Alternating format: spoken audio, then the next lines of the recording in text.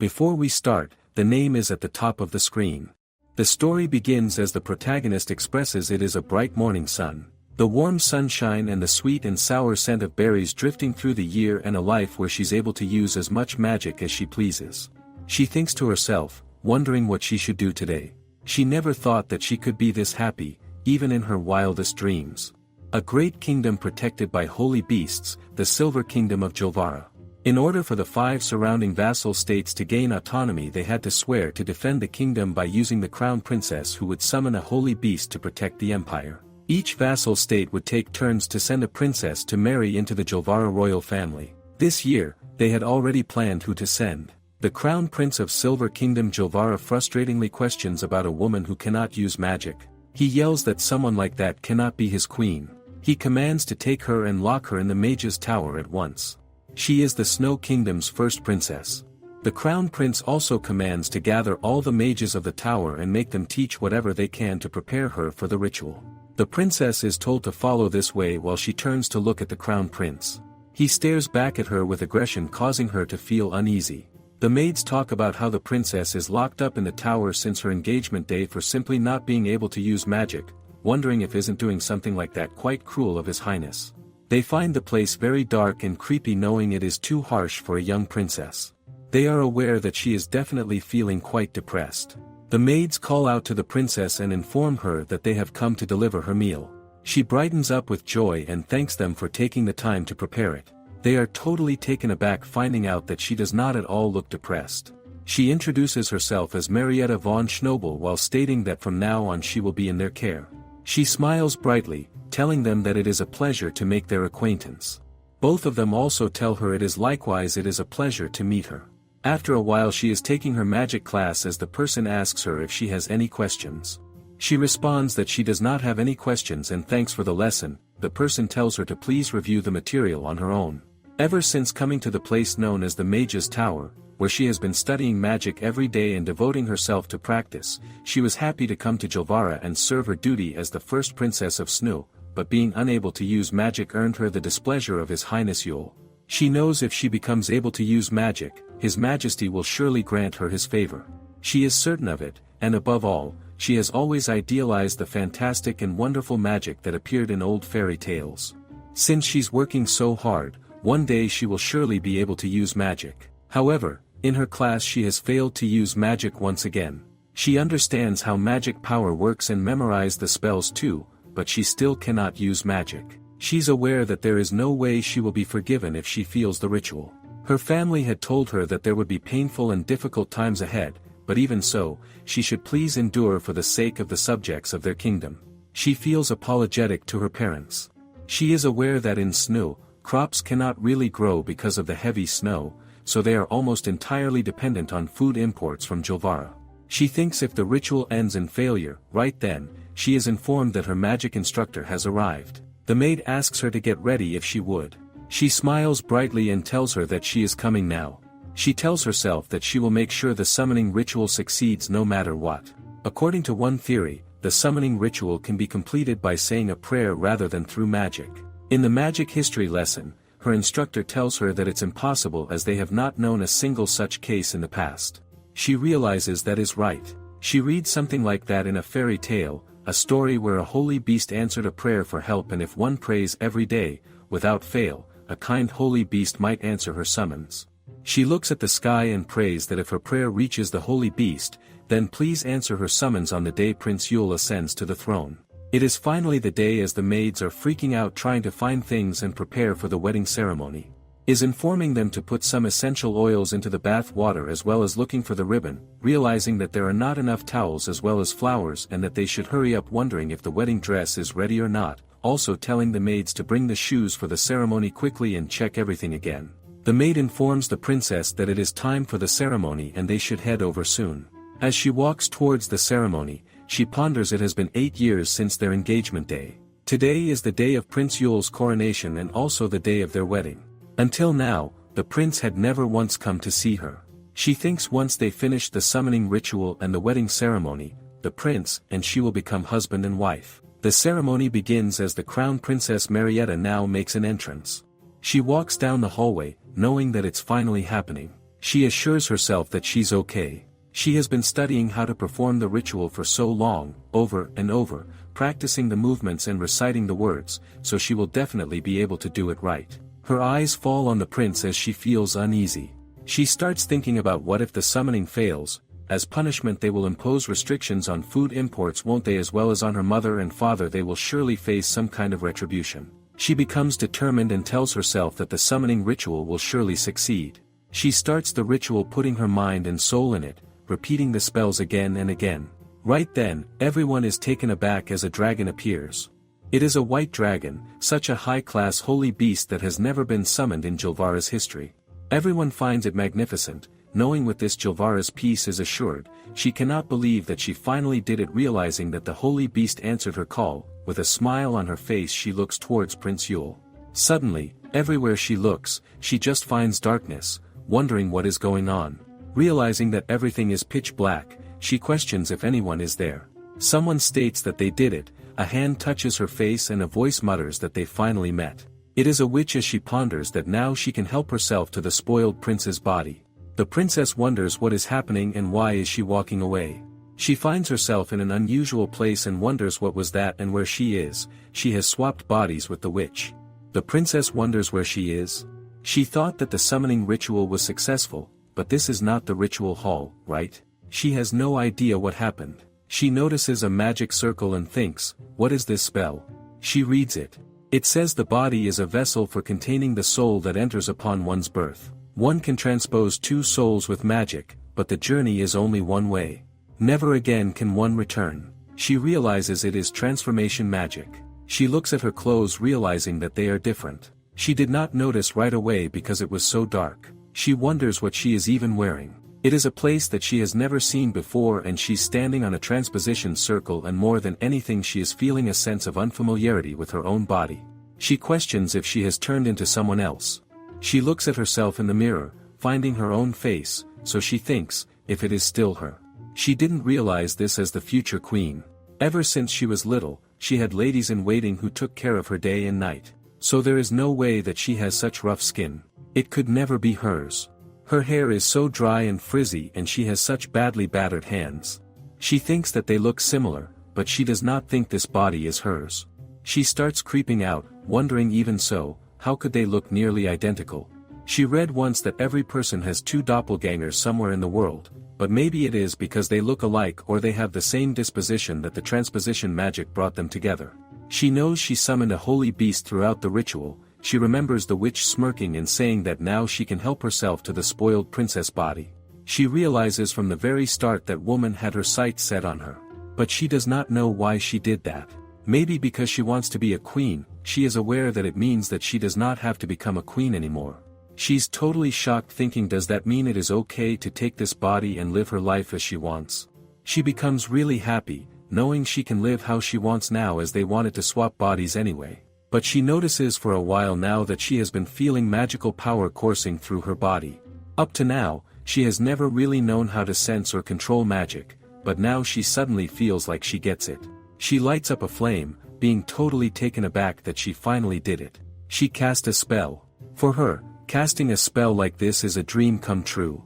She thinks about that white dragon and wonders, did it really answer her summons? A pact with a holy beast is engraved onto one's souls, binding the souls of the summoner and summoned, but right now she's not feeling it at all.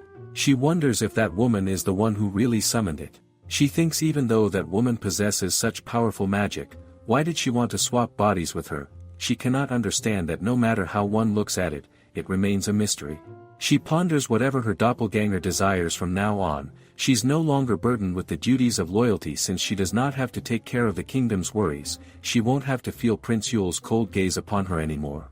She has no idea who that woman is, but from the bottom of heart, she is very grateful to that woman, and she will absolutely cherish this body she has been entrusted with. She is braiding her hair and is very glad with the progress that she did pretty well for the first time, and it won't move around so easily. She decides to style it more later on, and after all she cannot go back to normal, so she has to get used to living in this body as soon as possible. She then looks around, and now that she thinks about it, she wonders if this place is a magic lair. Thanks to this body's abandoned magical energy and having studied magic for 8 years, this totally unfamiliar place does not scare her at all. She cannot feel the same kind of magic as in her body flowing through every inch of this room. She's pretty certain this body is the master of this house. There are so many magic circles etched into the walls, maybe for the sake of repelling intruders. She finds a bunch of here and there. She's aware that she was taught that magic traps are always active. She notices some stairs going towards up and wonders if there is a room upstairs. She decides to go and see. As she steps upstairs she finds it pitch black. She realizes that she cannot see anything. She wonders if there is some kind of light. She uses her magic and casts a spell. She is glad that it really did the trick. All that magic instruction was not for nothing then. She knows with this now, she can clearly see around, but she realizes that there is nothing in this room. She didn't realize this. There is not an exit either. Wondering what kind of loom is this, she notices another magic circle. She says it and it turns out to be a library. She realizes maybe she was in a secret chamber. The entrance went away again. She guesses it only opens by casting a spell. She realizes it is a real-life secret chamber hidden with magic, which is super cool. She calls out to someone, questioning if anyone is there. She thinks it seems like nobody is here. She tried using magic to search the house, but there is no sign of anyone else. She wonders if she was living here by herself. She is glad that nobody is around because if someone else were here, she would have no idea how she could explain herself. She guesses that it means she's free to explore. She looks around everywhere, finding so many things wonderful, as well as being excited by the magic scrolls. She was never allowed to read any scrolls when she was in the mage's tower. She finds all kinds of them. She thinks that all of this is very incredible and she'll try and use one later. She notices a dressing mirror and realizes that all the mirrors in this house were covered by sheets. She does not know why that is the case. She did not know this because it was so dark in the cellular. She looks at her forehead and notices a scar, wondering if this is a burnt scar. She wonders if it was because that woman was so bothered by this scar that she wanted to make sure she never would see it. She knows it is still so noticeable. For whatever reason, she cannot help but be bothered by this cartoon. Maybe because her attendants would never let her hear the end of it if she ever got a scar like this. But she knows since she won't be a queen anymore, it does not really matter. And if it is just this much, then some makeup should be good enough to cover it. She decides that she will try out some makeup magic in a bit. She thinks that a woman living alone with a huge burnt scar on her forehead.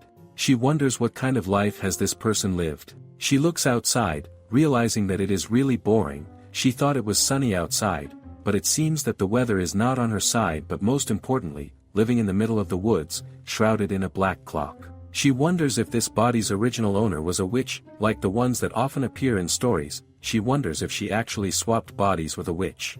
She starts freaking out and wonders what she should do. A voice tells her that it is enough already and she should quiet down, making her more scared.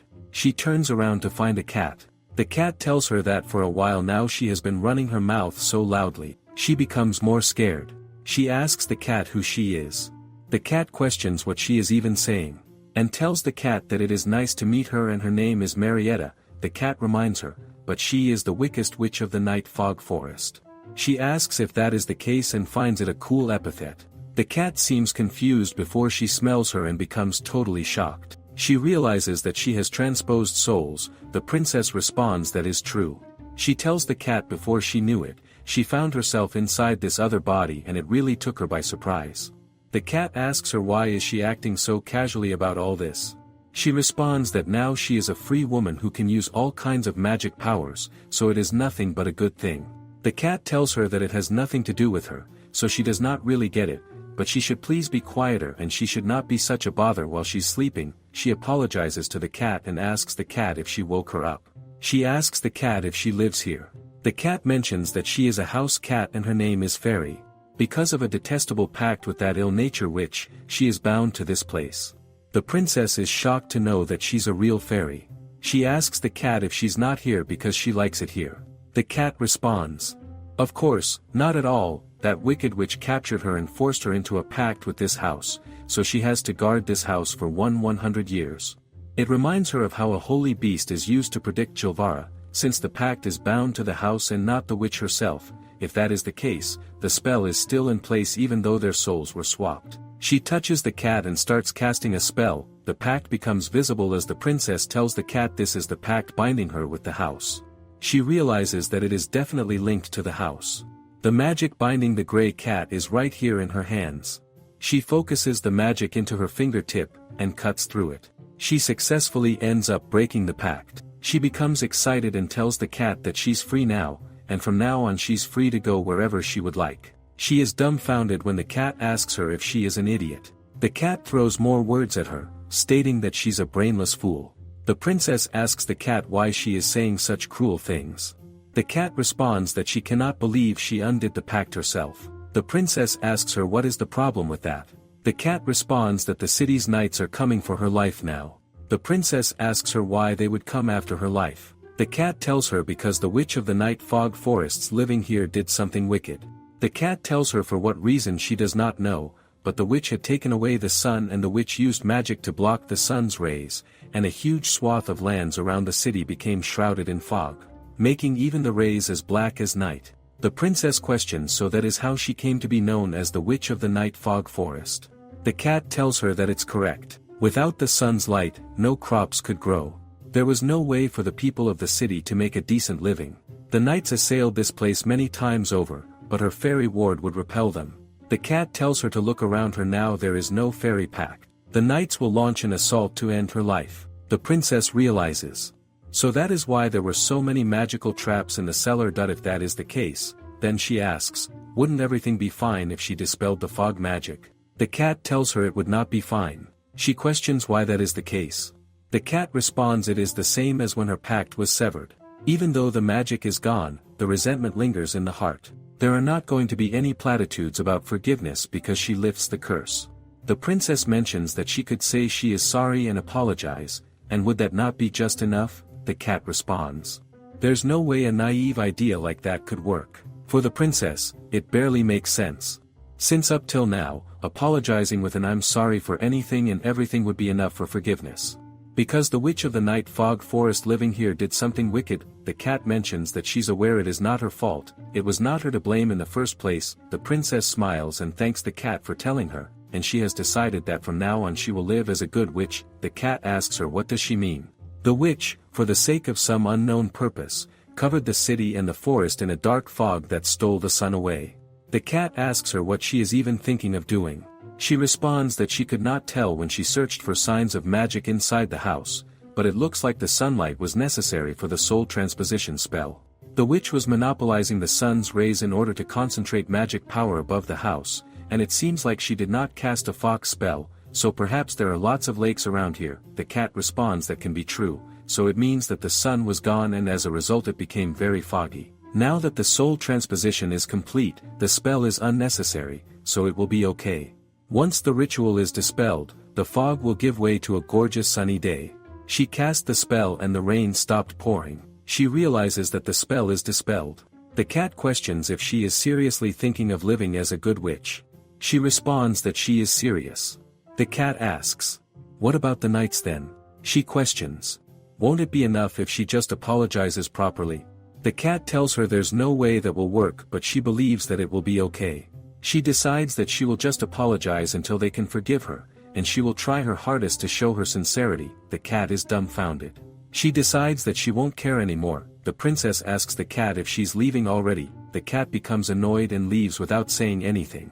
The princess stands there wondering if she actually left. The princess hopes that the cat does not get caught by the evil witch again. She looks at the sky and notices that the sun is starting to shine again. She realizes it really is a nice day outside. She wonders what should she do now. She notices that she is feeling hungry and decides to make some food. She was only taught magic for the ritual in the mage's tower, but she liked studying other kinds of magic on her own.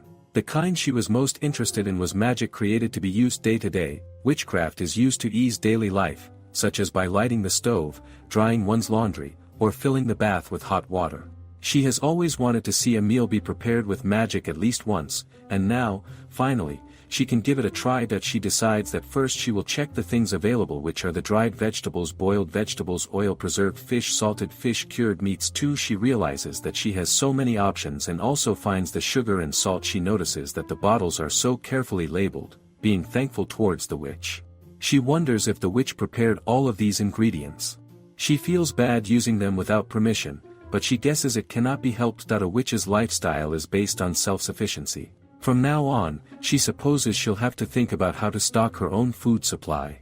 She wonders what she should make. Since she was little, all of her food had to be tested for poison, so she basically only ever ate cold food. She wonders what fresh food even tastes like. That reminds her in those fairy tales she would read, all kinds of delicious-looking bread would show up. She has decided that she will make some bread if she remembers right. To make a bread she needs flour, salt, yeast, sugar, oil and water. 6 ingredients. Freshly baked bread with a jam's bread sounds really good already. She realizes that jam is missing. She starts looking for the jam and understands that there really is not any jam, or rather there is not any sweets at all. She then finds sugar. She decides to make something. She starts cooking using the help of magic. She enjoys it a lot and finds it very sweet as she tastes it. She's aware since sweet treats are bad for her skin, she rarely got to eat any. But now there's not anyone who will fuss about it. She's gonna use this caramel sauce instead of jam. And now she decides to make the bread. She starts working on it knowing that the magic circle and the ingredients are already in. First she will add the flour, sugar, salt and yeast and mix them together and then knead the dough until it is smooth. She then bakes the dough and realizes this part is the most difficult to control. If the fire is too strong, the dough will burn, but if it is too weak, it won't fully bake. That she makes sure that it is the right one. She realizes that the magic bread is complete and this bread really is freshly baked. She finds the smell very nice and it looks delicious as well. She decides to eat it and then her hands start burning. She drops the bread realizing it is very hot. She remembers that 3-second rule. It was written in the witch's tome that if she drops food on the ground, as long as she picks it up within 3 seconds, it is okay. She picks it up and takes a bite. She cannot believe that it could be this tasty. The crust is so crisp and the inside is so fluffy. She knows that the cold bread cannot even compare to this.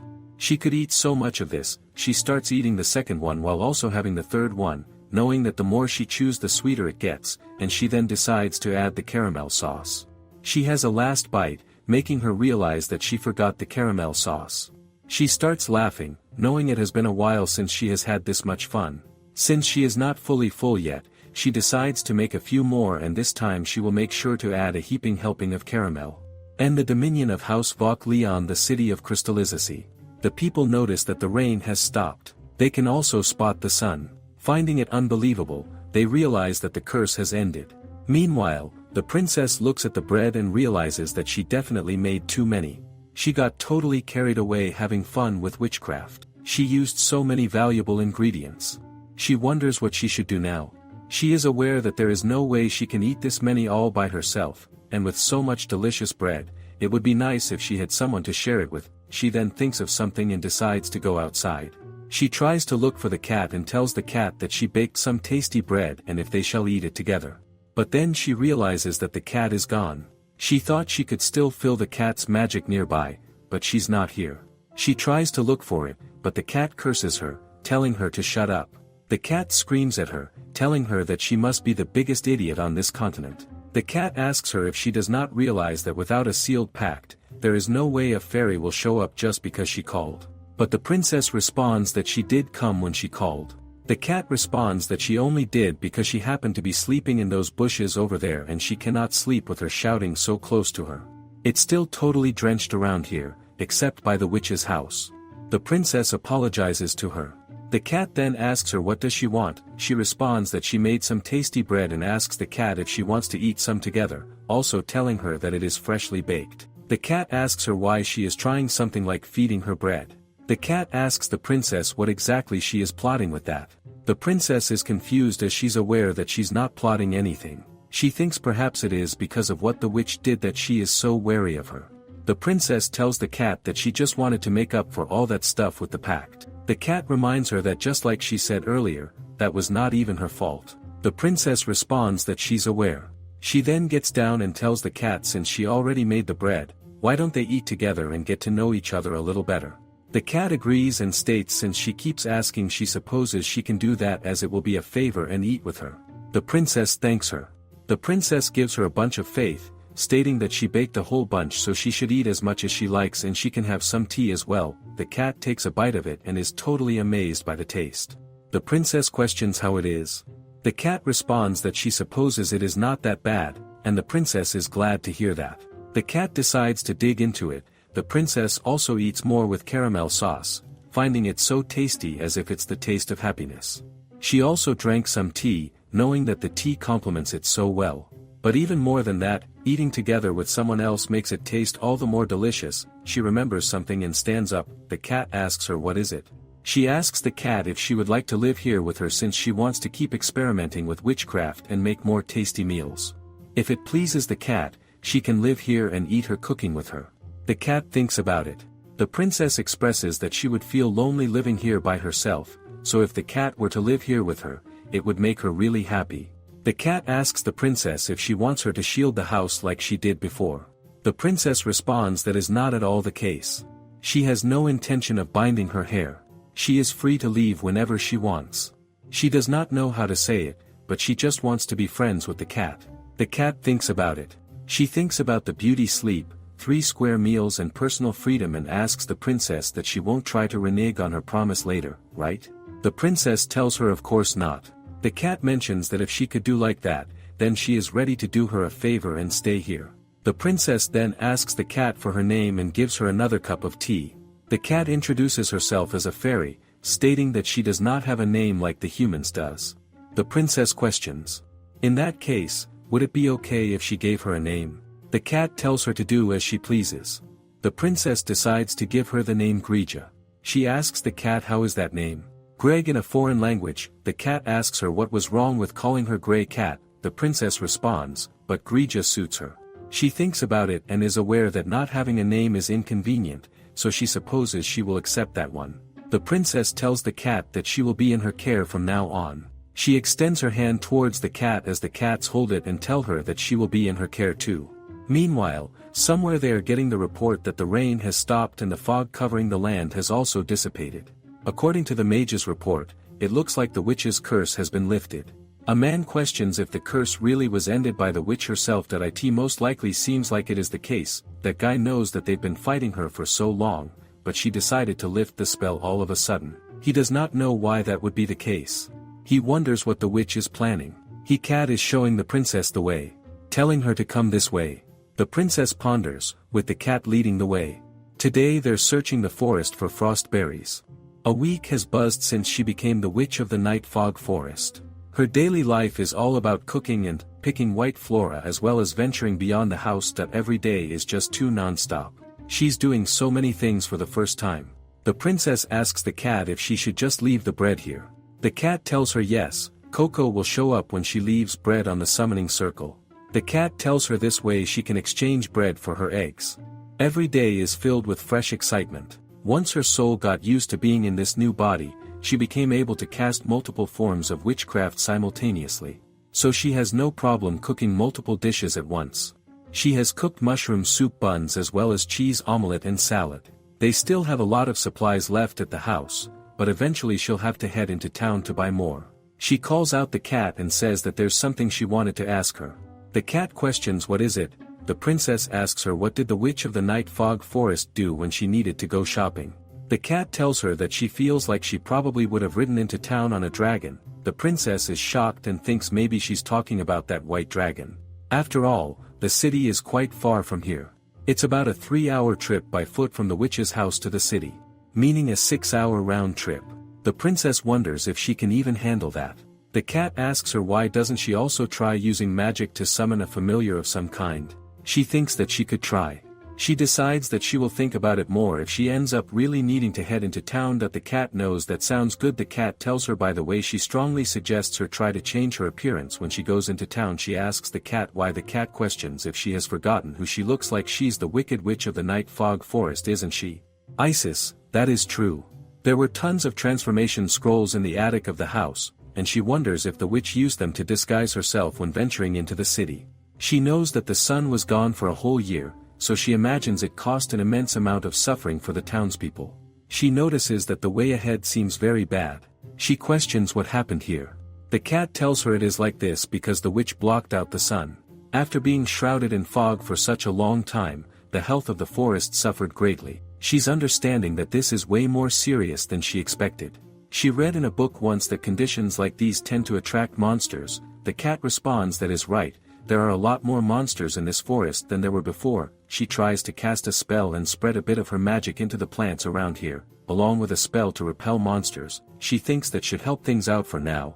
The cat tells her that even more than the monsters, it is the night that she should be wary of. The princess questions, why is that the case?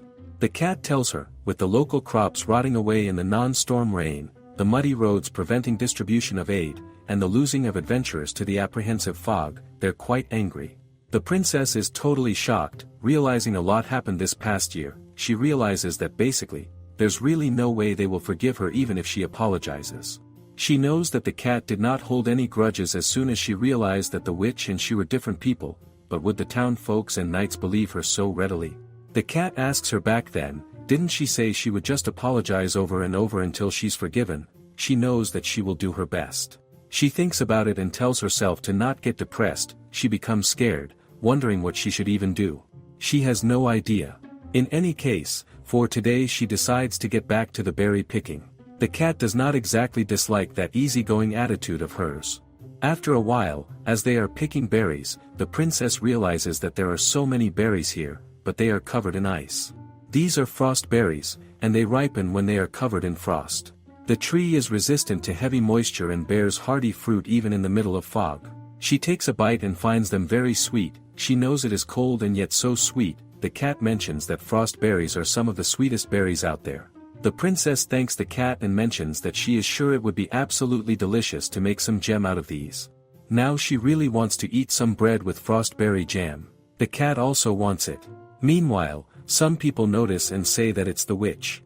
As they're done picking the berries, the princess is excited about turning these into jam. Will be a lot fun. The cat notices the sky, knowing that it is going to get night soon. She tells the princess that they should get back before it gets dark, as the forest is dangerous at night. Right then they hear a voice. It is a squirrel. As he questions, it looks like the one hogging all these berries is the wicked witch, is it not? He mentions that his little brother and sister said they could not eat any berries because someone took them all, and asks the witch who does she think she is. The witch apologizes and mentions that she guesses she took too many. She tells them to wait a moment and give some of them to them. His sibling gets excited seeing so many berries, but he tells them to stay behind him. The princess asks them if it is not enough. She tells them that she still needs enough to make her own jam, so what should she do? He asks her what does she mean by jam. She tells them that jam is a sweet dish you get when you boil together berries and sugar, and the taste is both sweet and sour. It is delicious when spread onto butter, mixed into cake batter, or added to tea. The squirrel thinks that it sounds so good and they really wonder what it tastes like. The squirrel asks his sibling if they have forgotten that it is because of the witch of the night fog forest that there has been so little fruit this whole last year. The cat tries to defend her, but the princess apologizes. The princess apologizes to them, saying that it is her own fault and it is because of her that they think so poorly of her.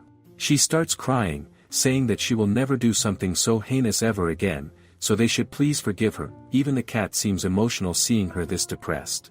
The squirrel gets more angry saying that is right, it is all her fault, so that is why he will definitely never forgive her. She again apologizes as he asks her that she really won't do it again. Right that he goes to her and tells her if that is the case then it is okay. She tells them of course she won't ever again cause trouble for the citizens of the forest or the city, and she swears that he asks her who would believe that. His sibling reminds him that he always thought then that if one does something bad and they say sorry and reflect on their actions, then they should forgive them. They asked him if that is not what he always taught them. His siblings tells him to forgive her. He responds that he gets it, but just this once.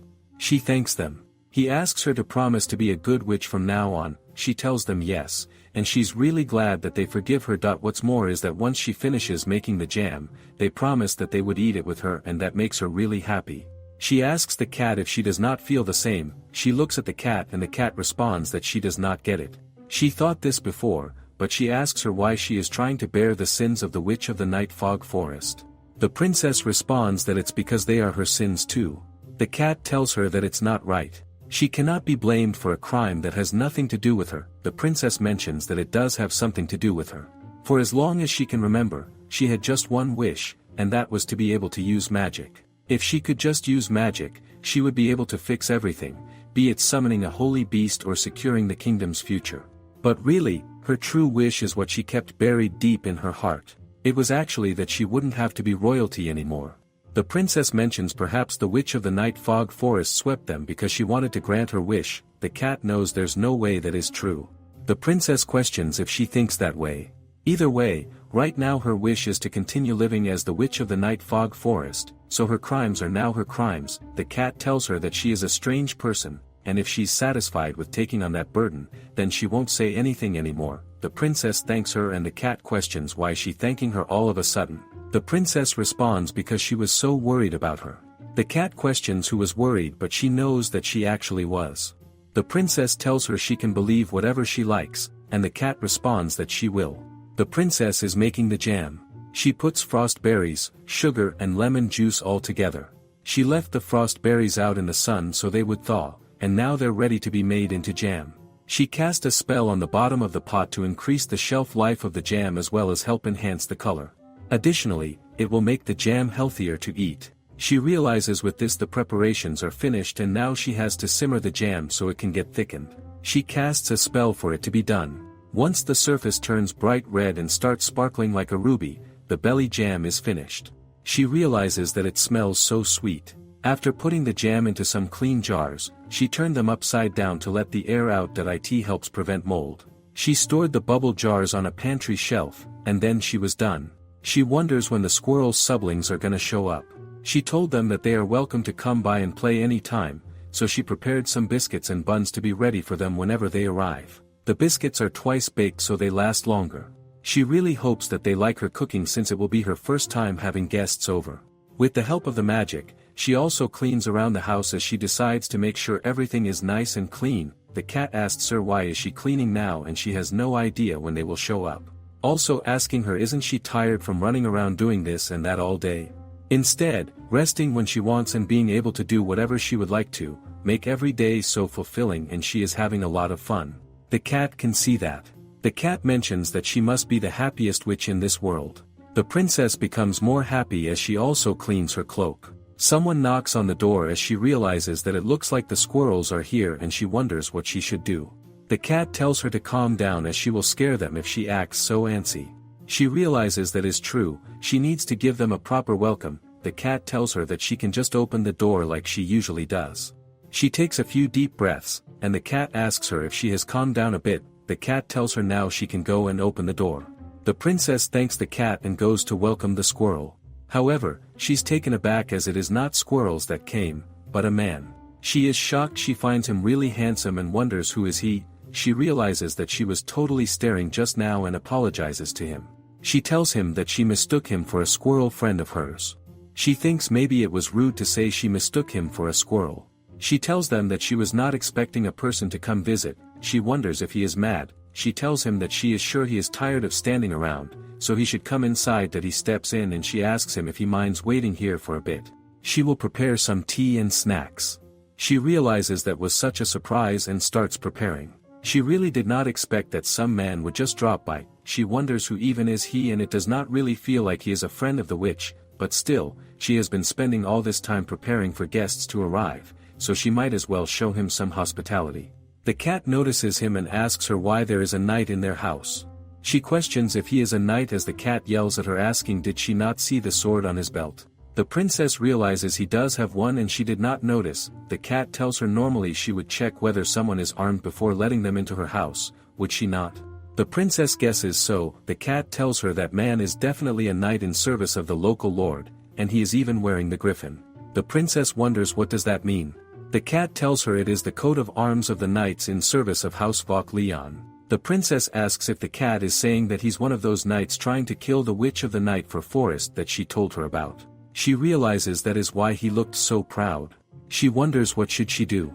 He's trying to kill her and she invited him to her house. The cat mentions that she is really at a loss for words right now. The cat asks what is she going to do now. The princess thinks about it. She's aware that she could serve the tea and snacks and try apologizing on the witch's behalf. The cat tells her that she should not give tea and snacks to someone who might end up killing her. Actually, she's aware.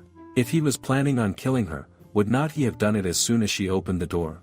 The cat tells her he may have just been being careful. This is the witch sanctum after all. The cat tells the princess that he was giving her a look of malaise, was he not? She is aware that is true, but she does not think it was the stare of someone who would want to kill her. To tell the truth, she's aware that the crown prince's gaze was always much colder than this night's. The cat tells her that she is too trusting. The princess thanks her for always worrying about her. The cat responds that it is not like she's worrying for her sake. The cat responds that it is not like she's worrying for her sake, it is for her own self-preservation. The princess mentions. Either way, she is glad. The cat decides to not care anymore, as if she is going to go, then she should go. The princess goes to him and apologizes for the wait. She tells him that the tea and the jam are made with medical herbs and berries she gathered from the forest, and she hopes it is to his liking. He stares at them as she wonders what is wrong. She tells him there is no need to worry and takes a bite herself. She tells him as he can see she did not add any poison. She tells him to go ahead and eat it. She ends up spilling his tea and apologizes, stating that she will refill his tea. She guesses it is still hard for him to accept the tea that is served by the witch of the night fog forest. Or maybe he thinks that she's just trying to get him to lower his guard. She has no idea, but judging by his looks, she can say that he seems pretty important. So she wonders if he is maybe a noble. In high society it is customary to wait for the person with higher status to speak first, so she guesses she will just have to be polite about it if she is going to talk first. She calls out to him and tells him it is a pleasure to make him acquainted. She introduces herself as Marietta, also known as the Witch of the Morning Mist Forest. He asks her what does she mean by morning mist. She knows, after all, morning mist sounds much better than night fog. He wonders, was not it the night fog? So what does this mean? She realizes that it seems she has just confused him. She questions if she may have the pleasure of knowing his name. He's about to say his name, but then he pauses for a moment, not telling her his real name. He decides that she can call him D-sama. She expresses that it is an honor to meet him. He looks at her and questions about honor and tells her that she knows she is a knight and still she thinks it is an honor to meet him. He stares at her as she becomes a bit scared. She apologizes. The cat looks at them from the side and wonders if she will really be alright. She ends up questioning if that means that he really did come here in order to assassinate her. He gives her a look, making her realize that she ended up saying something she should not have and that she messed up. The cat is totally done with her, wondering who would be stupid enough to ask that directly. And that concludes the video today. Make sure to leave a like and subscribe. Leave a comment if you want another part. Marietta freaks out, putting her hand on her lips. She wonders if she had just panicked and blurted everything out. Wondering what she should do now, she forces a bright smile and slides the plate of biscuits and tea toward him, telling him to please help himself and to go ahead. He glances down at the plate of cookies. She suddenly apologizes, mentioning this must all be such a bother for him. She explains that because she is a witch and because of what she has done, there isn't anybody who would trust her now, right? He glares at her. She admits she thinks that is probably true and that she truly wants to atone for her crimes. Dee grows confused when she suddenly blurts out with trembling hands, asking him if he would please watch over her and help her do that. She further explains that at the moment she can only manage basic witchcraft. But one day she would like to become someone who can genuinely help the people of the city. She wants him to see with his own eyes that she is no longer the wicked witch she once was. Trust is not something granted right away. It builds slowly over time after demonstrating sincerity. She studies his expression carefully. He is definitely on guard because he sees her as the wicked witch. But he hasn't made any move against her either. She is sure it was the right call to ask him to keep an eye on her.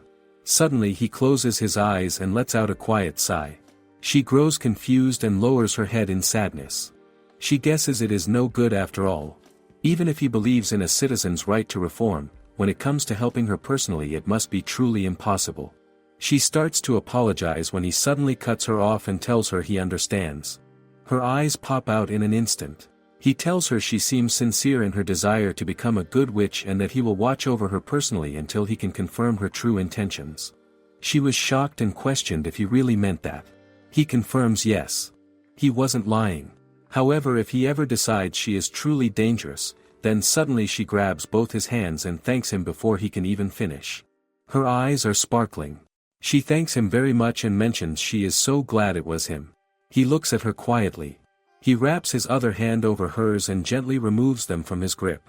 She freaks out and apologizes. She was just so happy, that is why. He clears his throat and mentions it is fine. He is not really bothered by it. but she probably should not go doing that to other men. With a trembling voice she says yes. She understands and will be careful. Inside she is completely mortified. She had grabbed a man's hand so forcefully. It is honestly quite embarrassing. She sighs deeply over it. The man straightens his gloves and reaches calmly for the teacup. She watches him and tells him the tea must have gone cold by now, so she should make a fresh cup. He doesn't need to force himself to drink it. But he takes a slow sip anyway. He tells her he doesn't like hot drinks, so it is perfect just as it is. After taking a bite of the cookie he mentions it is quite good. She blinks in surprise and suddenly lights up. She tells him she is so glad and that next time he visits she will be sure to have something new prepared. Suddenly something crosses her mind. He notices and questions what is wrong. She hesitates and admits she thinks she is running low on flour. He tilts his head in confusion and asks what she is going to do about that. She mentions she has been managing whatever is lying around the house. He gives her a look and questions how exactly she has been living up until now. She grinds her teeth in frustration. Her eyes go a little gloomy. She had asked him to monitor her to ease his suspicions, but now she is somehow coming across as even more suspicious than before. He looks at her quietly and asks if there is anything else she needs. Her eyes pop open wide. He asks again. Other than flour, is there anything else she needs? He can bring it over the next time he comes. Completely caught off guard she asks if he really means he will bring her supplies. He tells her yes. With a trembling voice she mentions she doesn't have anything to offer in return. He simply tells her it is fine. Consider it his thanks for what she served him today. Marietta chuckles, mentioning it doesn't feel like an equal trade at all. He tells her the cost of his contribution is his decision alone, so she should not worry about it. She grows confused for a moment before her face slowly flushes pink. She thanks him, saying she really owes him a great deal. He tells her she is exaggerating. She chuckles and says she is not at all. After that, it is time for him to leave. Outside, she hands him a bucket filled with things like raspberry jam and a handkerchief. He looks at it and questions if she is really giving this to him. She says yes, it is just a small token of her gratitude. He thanks her. Suddenly she gathers her gown in her hand and gives him a gentle bow, telling him to have a pleasant journey. He goes still, looking at her, and starts to question something. But before he can finish, she tilts her head at him in confusion. He shakes his head and tells her not to mind it. Just like that he turns away, mentioning he will be off. She reminds him once more to be careful on the road. She watches him go, waving at the open sky and quietly hoping to see him again. He pauses and turns to look at her for a moment before finally walking away. Suddenly Grija slips out through the door. Marietta sighs in relief, mentioning that the night has finally left. She brightens up immediately at the sight of Grija and calls out her name cheerfully. Grija blinks, asking what it is. Marietta says she is happy because Dee told her he would give her a second chance. Grija replies flatly that yes, she saw the whole thing. She tells Marietta she is truly one carefree girl. Grija sighs in frustration, pointing out that Marietta was practically glowing with excitement even at the moment he was ready to draw his sword on her. Marietta insists that Dee is not that sort of person. She says he genuinely listened to everything she had to say and that she is certain he is a good person at heart. She sparkles with happiness saying so.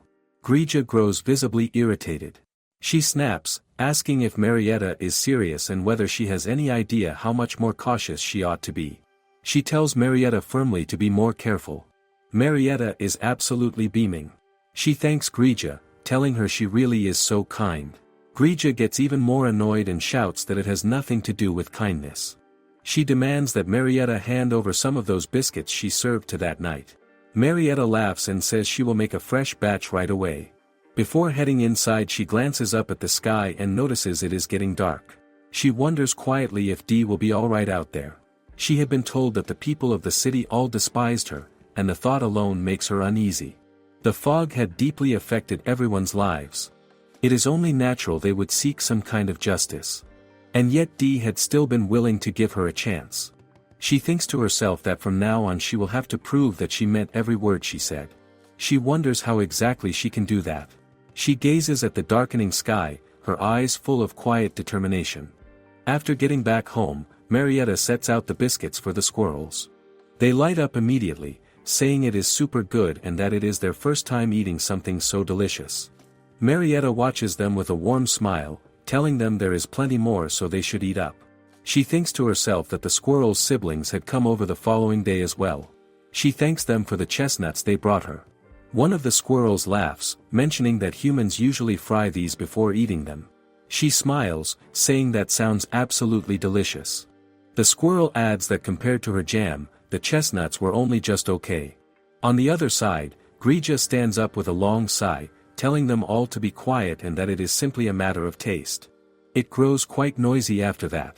Suddenly one of the squirrels pauses mid-bite and murmurs that if only the forest hadn't become so decayed, they would have been able to bring her tastier fruit as a gift. There is a quiet bitterness in its voice. Marietta's expression darkens as she listens. The squirrel notices immediately and quickly says they are not blaming her for anything. She nods slowly, but something stirs inside her. She tells them she feels determined. She wants to help bring life back to the forest. She asks them quietly if they can show her which area has been hit the hardest. The squirrels exchange a glance and after a moment they lead her into the forest. As she walks she thinks to herself. After everything that had happened she had been wondering what she could do to earn the trust of the townspeople as well as the trust of the living creatures of the forest. Rather than making excuses, it would be far better to let her actions speak for her. And the first thing she ought to do is help restore the forest and bring the flowers back. She looks around and her chest sinks. Everything has completely rotted away. The squirrel calls out ahead, telling her to follow and warning her that it gets more dangerous further in so she should watch her step carefully. She says she will. She glances around again and realizes it is not just the flowers. The trees have rotted through as well. She covers her nose with a grimace, overwhelmed by the stench. Before she can gather her thoughts the squirrel announces they have arrived. She stops and stares. It is a swamp. The squirrel tells her this is the most damaged part of the entire forest. She steps closer, covering her nose and grinding her teeth, muttering that the smell is terrible but that it does not smell like rotting plants. The squirrel explains that this place used to be a beloved watering hole. But when the fog spread, the plants around it withered and died and it slowly became a swamp. The creatures who came here to drink from the water ended up getting trapped and were swallowed up one by one. After everything that happened, the lake ended up like this. Marietta still goes. She says she understands. She thinks to herself that when she had slipped into this body she had been so overwhelmed with joy. But so many lives had been lost because of it. She steps closer to the edge of the swamp. The squirrels cry out from behind, begging her to stop and warning her it is dangerous.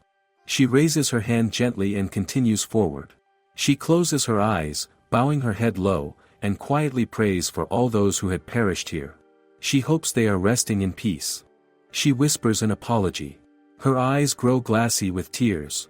All the squirrels watch her in stunned silence.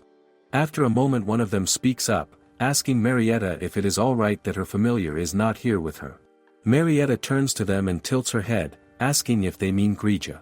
She tells them Grija is not her familiar. She is simply her friend. She turns back to the swamp and looks it over carefully.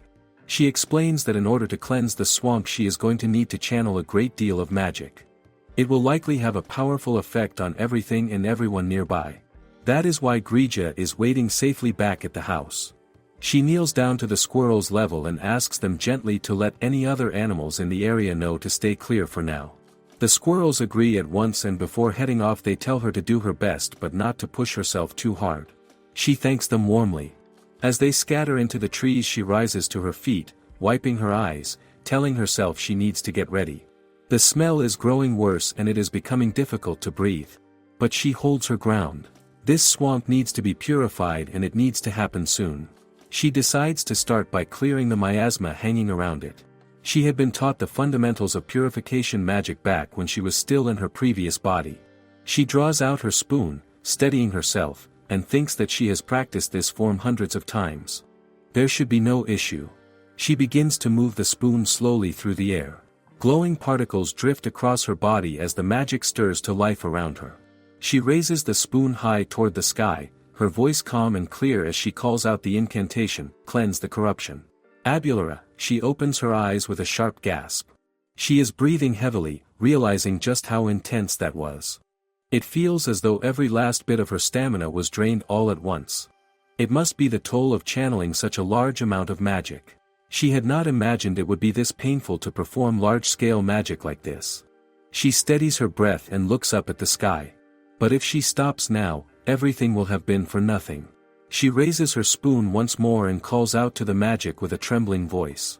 "Oh precious water, decorate." The moment the spell leaves her lips she crumbles to the ground, gasping. She cannot move. Her entire body is shaking. She wonders desperately if it even worked. Then something catches her eye.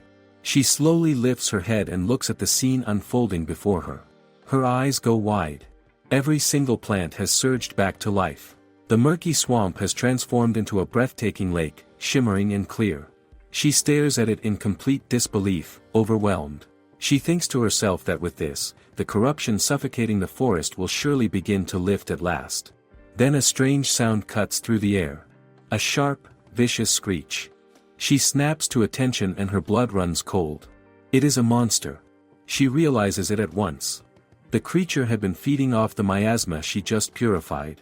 Now it is reacting to the purification magic and charging straight toward the source of it.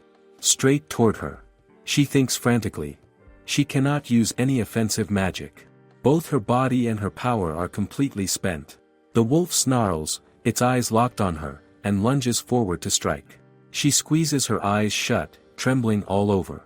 It is over. She is done for. She opens her eyes with a small jolt. Her breath catches. The wolf's head is separated cleanly from its body. She stares at it in stunned disbelief, a choked sound escaping her lips. Suddenly Dee's voice cuts through the air, asking if she is all right. Her eyes immediately welled up with tears. She breathes out his name. He closes the distance quickly and kneels down beside her, asking if she can stand. He looks her over carefully, taking her hand in his, wondering aloud if she is injured somewhere. She quickly tells him she is fine. She simply cast an enormous spell and her magic reserves are completely drained. A little rest and she should recover just fine.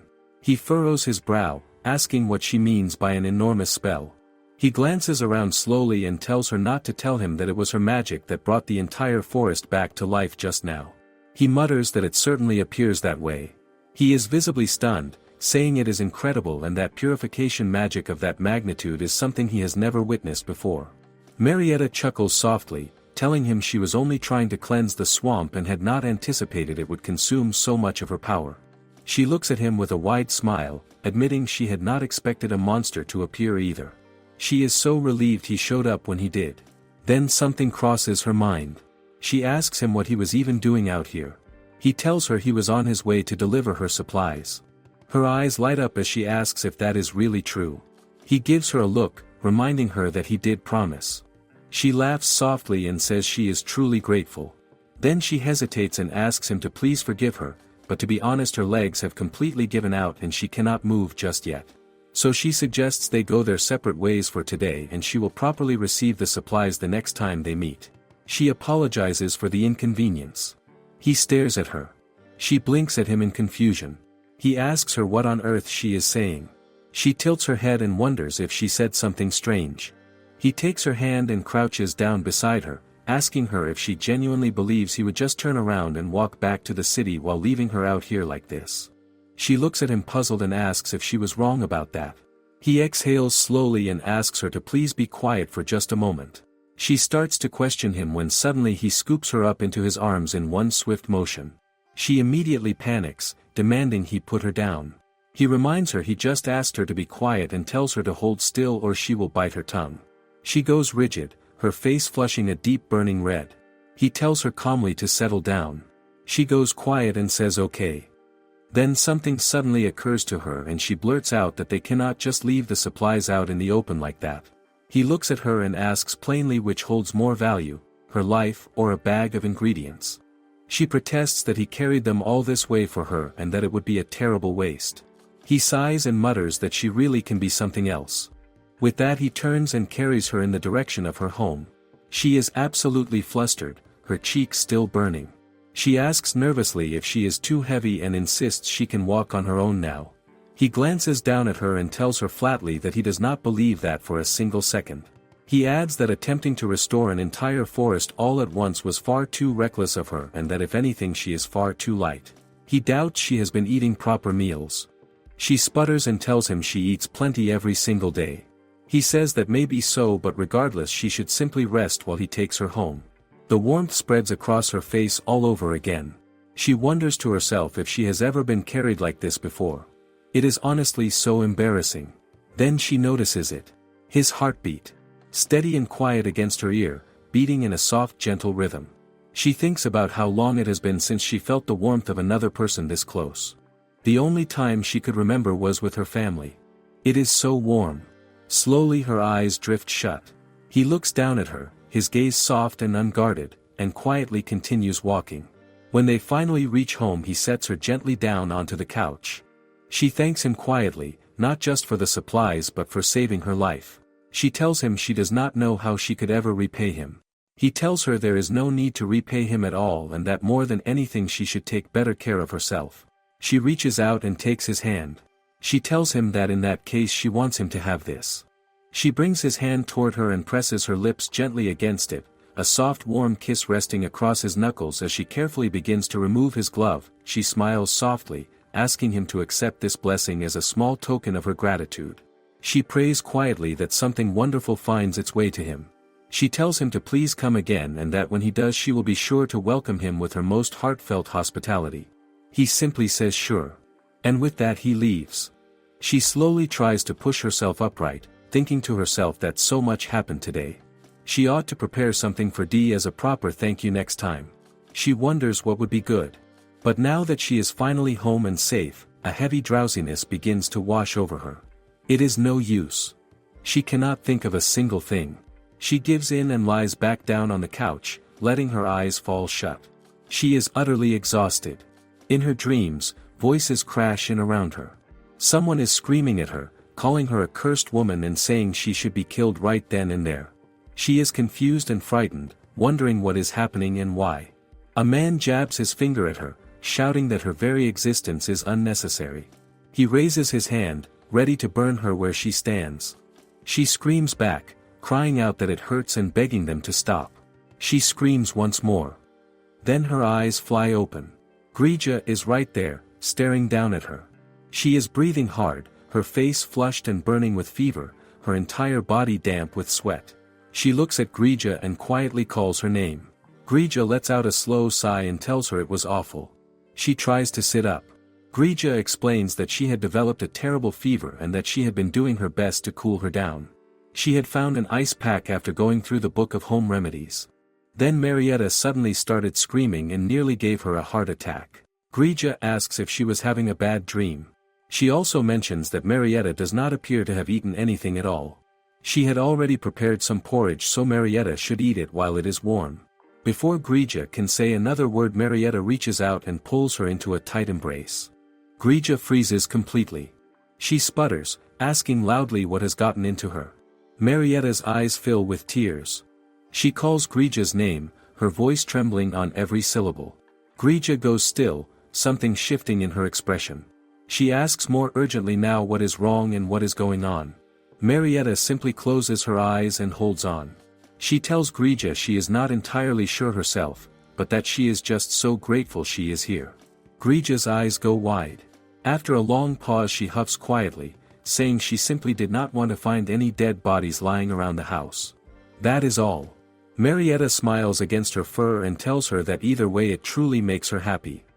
The next morning Marietta is pulled awake by the cheerful chirping of birds outside. She opens her eyes slowly, staring up at the ceiling. She thinks to herself, the bedroom. When did she even make it here? She tries to sit up and pauses. Something feels off. A faint dizziness lingers from the day before. She blinks in confusion and then her hands land on Grija curled up nearby. She manages to sit herself up and wishes Grija a good morning. Grija replies simply, saying that she seems well now. Marietta tilts her head and asks if she had fallen asleep cuddling her. Grija explains that Marietta had been so out of it the night before that she had come by to check on her out of worry. Then Marietta had grabbed onto her and refused to let go until morning. Marietta laughs softly and apologizes, saying it looks like she had turned her into a body pillow. Grija leaps off the bed with a huff, saying she will let it slide just this once. She turns her head slightly toward Marietta and asks how she is feeling today. Is she still unwell? Marietta brightens up immediately, saying not at all and that she feels absolutely wonderful. Grija scoffs and says she is glad to hear it, but asks her to please not push herself too hard. Marietta goes quiet for a moment, just looking at Grija warmly. She stands up slowly, thinking to herself. Grija really had been genuinely worried about her. Probably because she had witnessed her sobbing like that. She really had done that, hadn't she? She shakes her head, still a little embarrassed. But what was that strange dream even about? She has no idea. She moves to the mirror and studies her reflection. It may have been just a dream, but it had felt far too real. Then her eyes go wide. She leans in and lets out a small noise of distress. Enormous dark circles sit heavily beneath her eyes. She wonders if it is from channeling so much magic the day before and notices there are blemishes too. She grits her teeth in quiet frustration, realizing she has not done a single bit of skincare or haircare since arriving in this body. Though to be fair, she has not spotted any products lying around either. She thinks for a moment and then decides that at the very least she can draw herself a proper hot bath. That should help her feel revitalized. She calls upon her magic, enclosing a small fireball within the water to bring it to just the right warmth. She then mixes in lemongrass and rock salt for fatigue relief and adds the blend into the bath. Senesho. Restore and renew. The bathtub shimmers and sparkles to life. She claps her hands together in delight, announcing that the witch remedy bath is officially ready. She slips in and her whole body melts with relief. It really hits the spot. Her exhaustion feels like it is dissolving right into the water. She notices with quiet amazement that even the old scars on her hands are beginning to fade. She thinks back to the very first time she had tried to bathe on her own and recalls scrubbing her skin so roughly she had actually hurt herself. If she had not taken it upon herself to study witchcraft back when she was still a princess, she would not even know how to heat a bath right now. Before and after everything that happened, so many people have supported her along the way. She cannot simply stay still and do nothing. She ought to go and see how the people of the city are faring. But is there truly anything she can do for them? The thought lingers quietly as the warm water surrounds her. Afterward she uses her magic to get herself ready and styles her hair as well. She glances at the result in the mirror and her face lights up. She thinks it looks wonderful and she absolutely loves it. She steps out of the bathroom feeling refreshed, telling herself that once she has handled the more pressing matters at hand she will set aside proper time for a thorough grooming routine. Then she notices Grija fast asleep in the corner of the room. She walks over quietly and drapes a small blanket over her. She whispers an apology, thinking to herself that it is entirely her fault. Grija did not get enough rest last night. She thinks to herself that she should get breakfast ready before Grija wakes up. She heads to the kitchen and wonders what they still have on hand. Then it hits her all at once. Dee had brought supplies. She pulls everything out of the pouch and her eyes immediately light up. Flour and butter. Milk and sugar. And even some meat. She notices that the labels appear to have a preservation charm on them, keeping everything fresh. She holds up the meat and her eyes sparkle. This is genuinely quality meat. She wonders to herself if Dee is wealthy, because even by noble standards this seems exceptionally fine. If he is bringing her something this expensive he is certainly no ordinary noble. Then she spots it. Honey. She lets out an excited noise at once. In the other room Grija is fast asleep when the rich aroma drifting in from the kitchen pulls her out of her slumber. She is on her feet in an instant and pads straight to the kitchen, telling Marietta it smells absolutely wonderful in here. Marietta looks up and asks if she is awake and whether she would like some breakfast. Grija says yes without any hesitation. Marietta sets a plate down in front of her and mentions she tried grilling some of the bacon that Dee brought over. Grija stares at the plate with wide eyes. She admits quite frankly that she had been growing rather tired of eating meat that resembled tree bark. She tells Marietta this is certainly not jerky. She tells them both to dig in. They each take a bite and go completely still. It is so incredibly good. Marietta says she does not think she has ever had bacon this fine in her entire life. Grija nods and explains that it is only natural. This region is well known throughout the land for the exceptional quality of its livestock. It is even beloved by the royal family. Marietta looks up in surprise and asks if that is really the case. She sighs contentedly, wondering to herself if this is what happiness feels like. Then something occurs to her mid-thought. She sets her fork down and asks Grija where exactly they are. Grija blinks at her. She tells Marietta they are in the night fog forest of course. Even before the wicked witch had blotted out the sun, the forest would grow misty at night. But thanks to Marietta's purification magic there is now only a thin gentle morning mist. Marietta furrows her brow. She mentions that she had actually never come across this place in all her years of studying the geography of the kingdom and its vassal states. Grija looks at her strangely and asks what she means by Jilvara. She tells her they are in the western territory of the Hout Empire. The territory of House Folk Leon. Known as Crystal Izacy. Marietta goes completely still. She jumps to her feet, asking in disbelief if they are truly inside the Hout Empire. Grija tells her yes. Marietta's hands begin to tremble. She whispers that she cannot believe this. Grija watches her carefully as Marietta's expression darkens.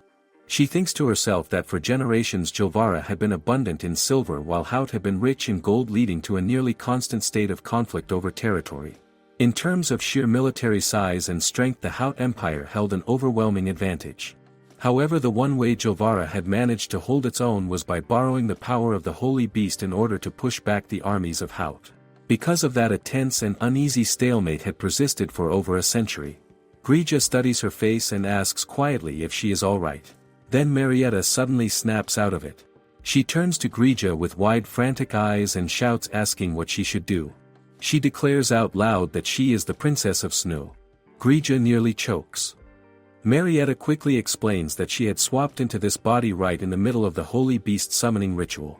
Grija stares at her, trying to process every word. She asks slowly, so basically Marietta had been the Princess of Snow. The one who was meant to marry into the royal family of Jilvara. Marietta says yes. Grija scoffs and mutters that she had said before she was royalty, but she had not imagined she was actually the future queen of Jilvara. Marietta is visibly trembling. She says she had absolutely no idea she had ended up here of all places. Grija's eyes go wide. She looks at Marietta very seriously and tells her she must carry the truth of her identity to her grave. Marietta blinks in confusion. Grija tells her plainly that if she does not, she will be burned at the stake in a public execution. Marietta goes pale with shock, asking if they would truly go that far. Grija glares at her and asks if she was never taught her history. She explains that at one point in time Jilvara had captured the Emperor of Hout and publicly executed him by burning him alive with magical fire. The entire event lasted the curse of a full week and countless people bore witness to it. Marietta grits her teeth and says this is the first time she is hearing any of this. Grija takes a slow bite of her food and sighs. She says it was such a cruel and inhumane act that it is no wonder Jilvara had tried to erase it from its own history. Even so, the people of Hout have never forgotten the tragic fate of their emperor. She is certain that even the composed and stoic knight would turn on Marietta in an instant if he ever discovered she was from Jilvara. Marietta still goes. The image of Dee flashes through her mind. A heavy silence settles over the room. After a long moment, Grija sighs. She mutters that even though Marietta had been transported into the body of a wicked witch, she cannot believe that is somehow not even the most serious problem she is currently facing. Marietta is still trembling. She tells Grija that no one is more stunned by all of this than she is. Grija then tells her not to worry. Marietta looks at her in surprise. Grija says that no matter how anyone looks at it right now, she is simply the wicked witch of the night fog forest and nothing more. Marietta straightens up and says yes, that is right. Grija explains that as long as she does not say anything, nobody will ever uncover the truth. Marietta exhales slowly and lets out a small relieved chuckle.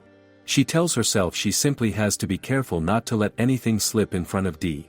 Grija sighs deeply and tells her sincerely and with great feeling to please refrain from getting herself into any more trouble. Marietta looks over at Grija with warm sparkling eyes and tells her she is so glad to have her by her side.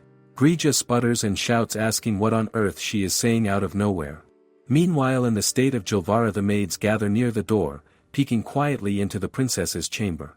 She sits motionless on a chair before the window, her gaze fixed on nothing. One of the maids whispers, asking if she is still the same as yesterday.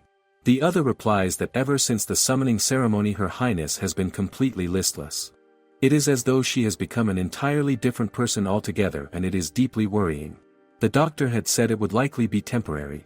Since Her Highness possesses no magic of her own, she is probably experiencing some aftereffect from summoning the Holy Beast and simply needs time to recover. They can only hope she gets better soon and returns to being the bright and cheerful Marietta she has always been. After finishing breakfast, Marietta turns her attention to the ingredients Dee had brought for her.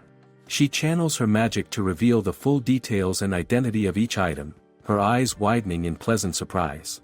There is a high-quality cut of tender chicken from the shoulders and back, a fine portion of pork, and a deep red cut of premium beef tenderloin. Her eyes sparkle as she exclaims that the rich deep red color is exactly what a perfect cut of beef should look like. Grija pads over curiously, asking what she is up to. Marietta smiles, explaining she is examining the meat Dee had gifted her, since she needs to properly identify each ingredient before she can prepare them. Grija stares at her, bewildered, pointing out that they had only just finished breakfast and asking whether Marietta is truly that famished, warning her that overeating will only earn her a stomachache. Marietta pouts, clarifying that it has nothing to do with hunger, she is simply getting everything ready for lunch. She pauses, then adds that if they happen to have red wine on hand, she has half a mind to make a stew.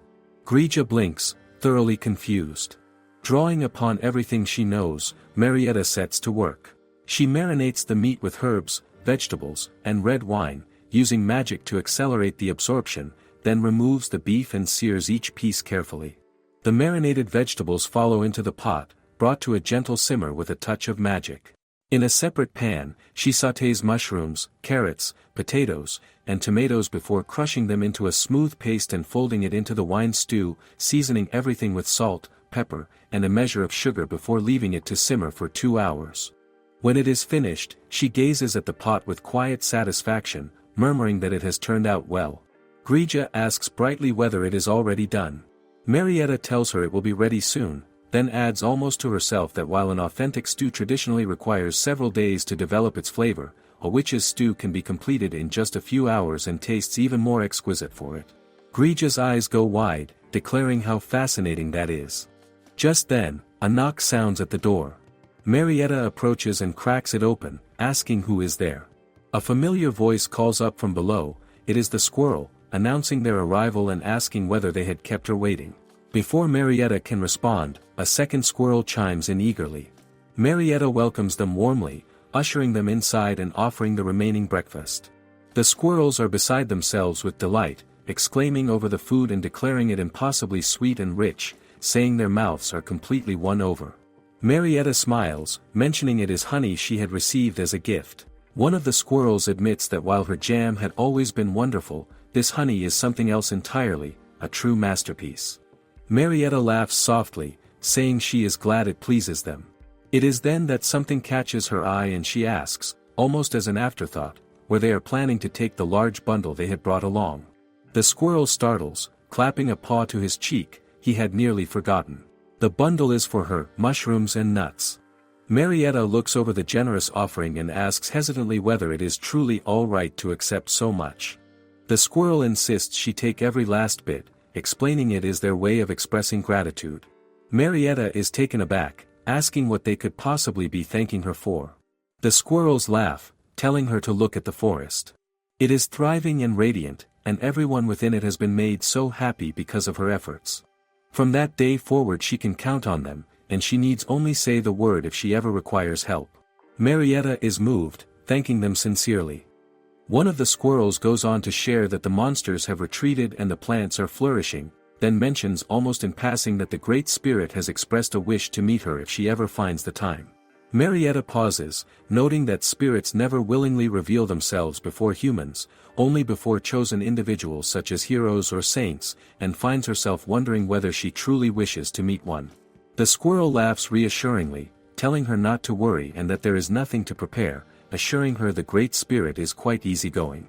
Marietta nods and rises to her feet with resolve, declaring they should go at once, when Grija calls out to her, urging her to rest at home for the day and reminding her of the severe fever she had suffered only yesterday. Marietta brushes it off, insisting she feels perfectly fine. Grija raises her voice, asking how Marietta can say such a thing when she has collapsed and lost consciousness entirely. Marietta grunts in frustration. Even the squirrels are alarmed, one of them crying out and asking whether she is unwell. Marietta turns to them, explaining she had simply been drained from overusing her magic but has fully recovered. The squirrel immediately flusters, insisting they must have been troubling her and declaring they will head home that very moment. Marietta protests, saying she is fine, but the squirrel shakes her head, telling her there is no urgency in meeting the spirit and that it can wait. They hurry off with cheerful farewells, vanishing in an instant. Marietta stands in the sudden quiet and turns to find Grija glaring at her, suggesting meekly that perhaps she can at least tend to the garden. Grija snaps, forbidding any gardening whatsoever. Marietta scoffs softly and concedes. Grija leaves the room with a long weary sigh as Marietta exhales as well, resigning herself to a day of rest indoors. She hums quietly to herself, reasoning that there is still plenty of enjoyment to be had, she can relax and read, as the house is full of magical tomes after all. She is tucking things away into the cupboard when movement outside the window catches her attention. She opens the door and greets him warmly, remarking with genuine surprise that she had not expected him to visit today and asking whether something had happened. He tells her he had not been certain she would be all right after everything, so he had come to see for himself. She thanks him for his concern, assuring him she has made a full recovery and feels brimming with energy. He studies her bright smiling face and quietly acknowledges that it certainly seems that way. A brief silence settles between them before he turns to leave, saying he will be on his way.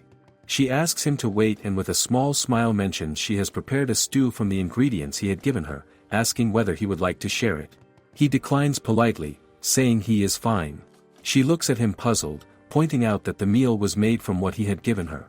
He turns back to her, asking evenly what difference it makes whether he eats it or not. In a firm voice she exclaims that it does, startling him. She explains that food is something that tastes even better when shared with another. He questions whether that is the case, and she confirms it, telling him that is exactly why she would love to share this meal with him and inviting him inside. He stands there in silence. She grows confused and sighs, when suddenly he speaks up, asking what is wrong. Her eyes snap toward him instantly. She wonders to herself whether this could be a dangerous situation, recalling what Grija had warned her about, that if the boy were ever to discover her true identity, it would mean serious trouble.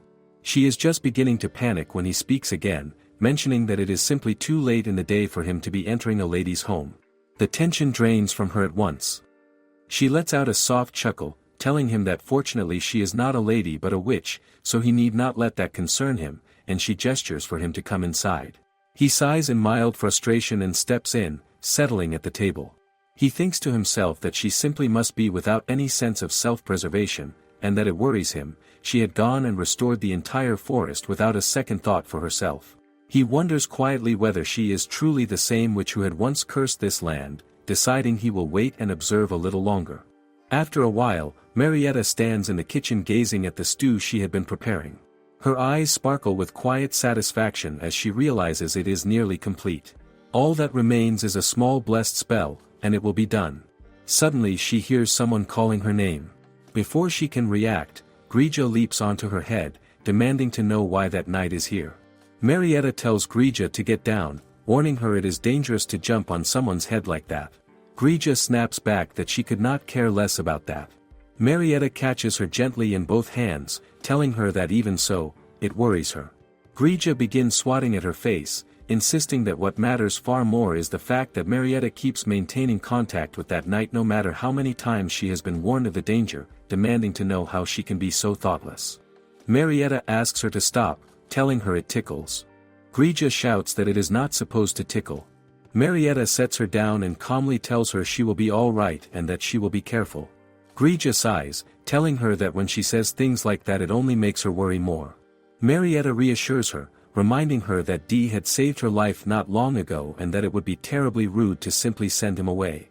Grija then asks what would happen if he were ever to discover her past. Marietta sighs, and when Grija presses further asking what then, Marietta's eyes brighten and she beams, telling Grija cheerfully that the two of them would simply run away together. Grija bristles with indignation and storms off, declaring that fine, she will simply hide herself in the shadows on the ground and keep watch from there. Marietta glances after her and mutters that it is her loss. Grija calls back that she simply does not want him finding out she is a fairy. Marietta plates the food with a small smile and thanks her, and Grija tells her curtly that she will be keeping a close eye on things. Marietta then carries the food out and sets it before the knight, asking him to please help himself. As he takes his first bite her heart begins to quicken, wondering quietly what he will think of it. His eyes widen slightly and he sets down his utensil. She grows anxious, asking whether something is wrong and whether it is not to his taste. He tells her it is nothing like that, an old injury had been troubling him since the previous night, but the moment he tasted the stew it had begun to ease. He touches his shoulder with a look of quiet surprise. Marietta's eyes light up. He goes on to mention that the rain the day before always aggravates that particular injury. Marietta tells him that she had added a blessing to the stew, so the magic is likely what is helping him. He asks her to explain, and she tells him that a witch's blessing is something like a spice for happiness, just a small amount goes a very long way. He pauses and asks whether it was her blessing magic that caused the pain in his arm to subside. She smiles and confirms it. He then recalls that the jam she had given him earlier, which he had shared with his nanny whose back had been troubling her, had also healed her, asking whether that too had been a blessing. She smiles and tells him yes. He continues, asking whether it was also the reason why the venomous snake that had found its way into his bed had not harmed him. She keeps her smile, confirming it, when suddenly the thought fully registers. She exclaims in alarm, asking why there had been a snake in his bed. He pouts slightly, suggesting that someone had most likely been playing a prank. Marietta falls quiet with unease, thinking to herself that it does not sound like any prank at all, though she stops herself from pressing him further. He then mentions that she had poured a blessing over his hand the previous day as well, and that perhaps that is the reason he is unharmed now, thanking her sincerely for it. She tells him warmly that she is happy to help anytime, then quickly redirects him, urging him to eat before the food grows cold. She glances toward the dish and asks, a faint warmth rising to her cheeks, how the stew tastes. He tells her it is delicious, without hesitation. Her eyes light up immediately. She thinks to herself that something is happening, that being beside him fills her heart with something so warm and soft she can hardly contain it. She closes her eyes for a moment, quietly acknowledging to herself just how happy she is. Some days later, Marietta is startled to discover something wonderful waiting just beyond her door. She calls out for Grija at once. Grija emerges with a drowsy yawn, asking what all the commotion is about. Marietta urges her to come quickly and look outside. Grija shuffles over, still half asleep, when her eyes land on the sight before them, an abundance of food, neatly gathered at the doorstep. Marietta explains it was all there when she opened the door. Grija's gaze shifts, catching something etched onto the leaves nearby. She tells Marietta to look more closely. There is writing on them, fairy script. She reads it aloud, translating that it is a message of gratitude for making the forest so beautiful. Marietta's heart swells. She straightens up, breathless, beginning to say that this means. Grija finishes her thought, confirming it is indeed a token of appreciation. A soft blush rises to Marietta's cheeks. She murmurs that she understands, then brightens, declaring that she humbly accepts this gift and that they should begin preserving everything before it spoils. Grija agrees, saying it is a fine idea. Some time later, the two of them stand in the pantry, the work finally behind them. Marietta stretches her arms with a long sigh of relief. Grija surveys the neatly stored provisions around her and remarks that it looks rather like a proper shop here. By the time lunch arrives, they are both settled and content. Grija takes a spoonful and her eyes go wide, she exclaims that the soup is extraordinary. Marietta laughs softly, mentioning she prepared it from fresh fish, adding that thanks to the forest fairies, their food stores are well secured for quite some time. The thought lingers, and something stirs in the back of her mind. She wonders aloud whether she ought to go and meet the great spirit of the forest soon. Grija tells her she should. Marietta's eyes light up and she asks eagerly whether she could go right now, pressing Grija with another look. Grija sighs and concedes that since Marietta has been resting properly, it should be fine. Marietta beams with excitement, wondering to herself what the great spirit might be like. Grija admits honestly that she herself has never encountered them either. Marietta blinks, surprised that even Grija has not laid eyes on the great spirit. Grija nods, then adds that it is worth noting the spirit resides within a great tree, one that grew from a world tree seed. Marietta absorbs this with wide eyes.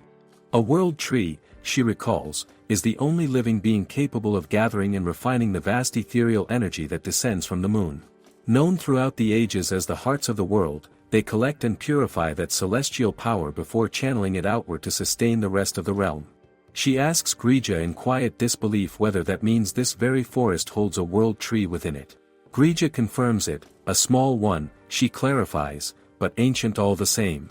The spirit has dwelled here since long before the city was ever founded, standing vigil over this land. They are, by any measure, a legendary presence across all of existence. Marietta feels a shiver move through her, admitting that she is suddenly quite nervous.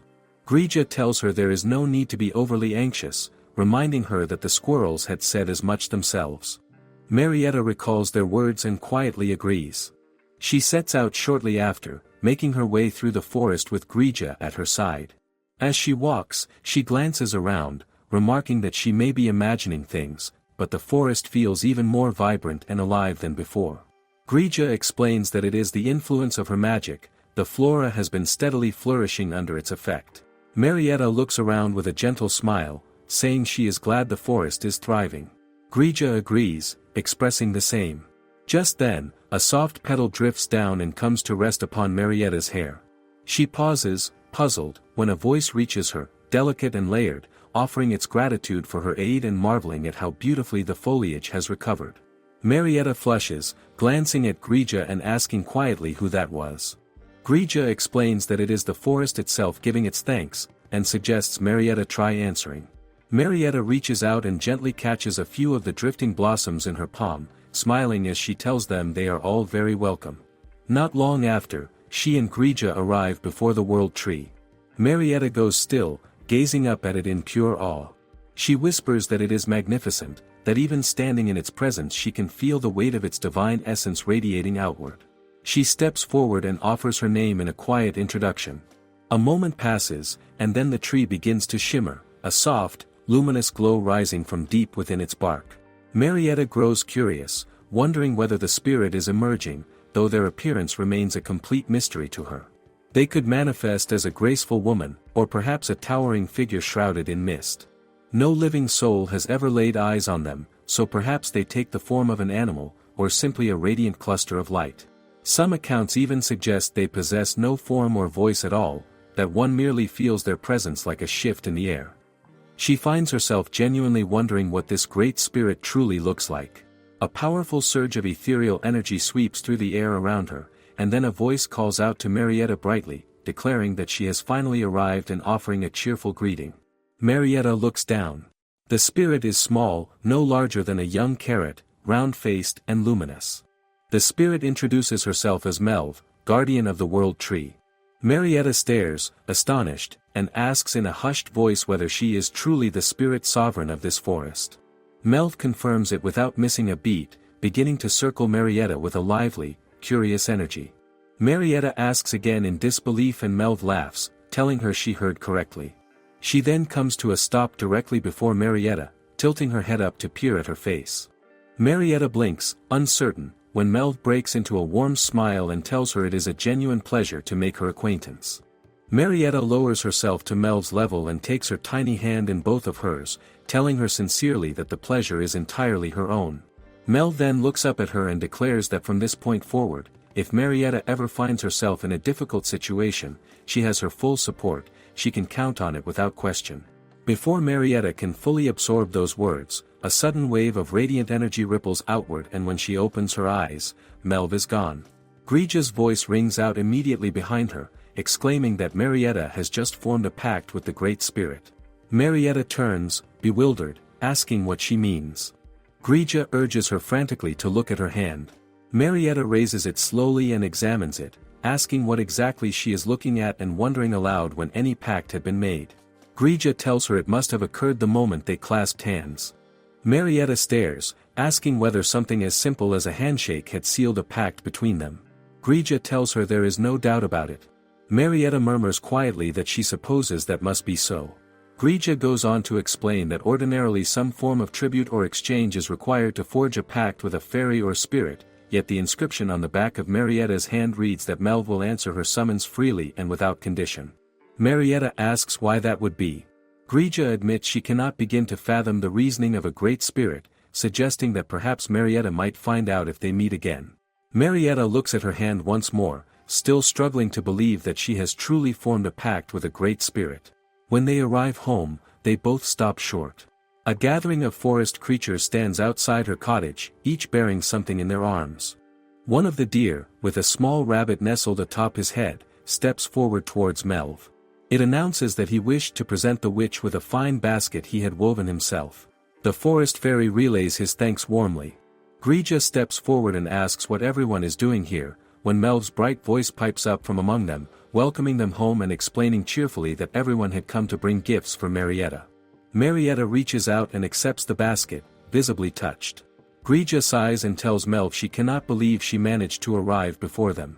Melv simply replies that this forest is her domain, naturally she would. Grija's eyes go wide and she asks Melv to wait, telling her not to say she is planning on moving in. Melv smiles without a trace of hesitation and tells her she is absolutely right, they have formed a pact after all, and she belongs here now. She turns to Grija and asks with a gleam in her eye whether she is pleased about it. Grija looks thoroughly speechless.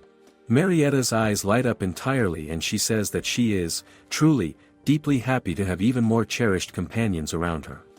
Melv then announces that everyone in the forest had wanted to offer Marietta a song as a gesture of their gratitude. Marietta looks around in quiet wonder as the voices begin to rise, soft and layered and full of warmth, and just like that, Melv settles into the cottage as one of its own. A wide, radiant smile spreads across Marietta's face as she stands among them, listening, wrapped in the gentle melody of a forest that had come to call her its own. The next morning Marietta washes up, fixes her hair, and steps outside her room.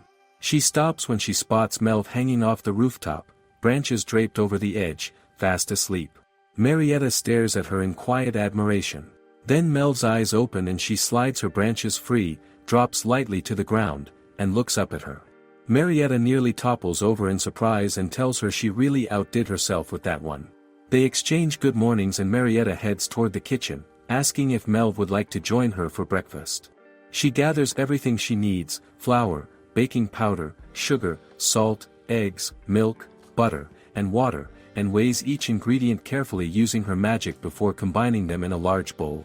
Melv watches with wide eyes and remarks that she is really putting a lot in. Marietta holds up an apple and says that since the forest animals brought such a generous harvest she thought today called for apple pancakes. She works through the batter methodically, using her magic to fold the dry and wet ingredients together in smooth, steady strokes. Once the pan is oiled and hot she pours in the butter and sets the pancakes to cook. Then she turns her attention to the apples, slicing them cleanly through the air with a flick of magic before stewing them with sugar in a small pot until they soften into a rich, golden caramel sauce. By the time the last pancake is plated the kitchen smells extraordinary. She notices Grija stirring nearby and greets her with a good morning, saying she did not realize she was already awake. Grija says the smell was impossible to sleep through. Marietta smiles and tells them both to dig in. She takes the first bite herself and pauses. The outside is perfectly crisp while the inside stays light and airy, and the combination of the tart apple with the deep sweetness of the caramel sauce pulls everything together beautifully. Grija takes a bite and her expression says everything before she does. Melv adds that the warm honey is wonderful as well and asks what Marietta has planned for after breakfast. Marietta's eyes light up. After the meal the three of them head out to the garden together. Marietta pulls out her scythe, drives it into the earth with a satisfied exhale, and announces that today is a perfect day for farming. Melv is visibly delighted. Grija circles around them lazily and remarks that the work never really stops with Marietta, does it? Marietta tells them the plan is to till the soil and plant the seeds. She holds up a small pouch and explains they are vegetable seeds she collected from the forest animals. Forest vegetables tend to be smaller than average but are dense with flavor and nutrition, and unlike ordinary produce they carry natural magical energy within them. Growing them properly requires soil rich in arcane vitality, and the process itself works a little differently from standard cultivation. She starts tilling first, driving the blade into the earth over and over with focused effort. Then her arms begin to shake and she stops, staring at her trembling hands and muttering that it is harder than she expected. Melv watches her for a moment and then picks up one of the farming tools with both arms, tells Marietta to leave it to her, and swings it down into the ground with a resounding crack. The soil splits open cleanly beneath the blow. Marietta stares at her with genuine awe and says she is incredibly strong for her size. Melv laughs and says she can handle the heavy tilling. Marietta grins and says in that case she will take care of clearing the weeds and stones from the surrounding beds. The two of them divide the work and set to it together while Grija finds a comfortable patch of sunlight nearby and curls up for a nap. When they finally finish, Marietta stretches both arms overhead and announces they are done. Melv looks up and asks what comes next. Marietta reaches into her pouch and produces a collection of small gleaming stones, explaining that these are mana stones gathered from forest vegetation. Ground into powder, they work as a kind of arcane fertilizer, feeding magical energy directly into the soil. She crushes them with a focus spell and scatters the fine powder evenly across the tilled earth, then channels a gentle cultivating enchantment through the ground to awaken it properly. The soil shimmers faintly in response and Marietta presses her palm flat against it, telling Melv it is now receptive and brimming with magical energy. A genuine success. They plant the seeds together with care and Melv is practically bouncing with enthusiasm through the whole process. By the time they are done, Grija has stretched herself awake and strolled over, asking whether they are finished. Marietta gestures proudly at the freshly planted bed and asks whether it is not wonderful. Grija looks over the two of them, dirt-streaked and glowing with effort, and says flatly that they are absolutely filthy.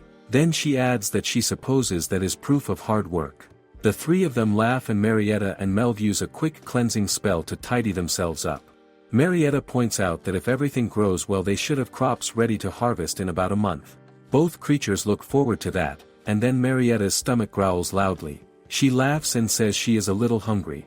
Grija deadpans that apparently tilling soil really takes it out of a person. Back in the kitchen, Marietta surveys what she has available and decides that since there is already some soup on hand she will make meatballs to go with it. She prepares the mixture and is just about to add everything to the pot when she realizes they are completely out of carrots and greens.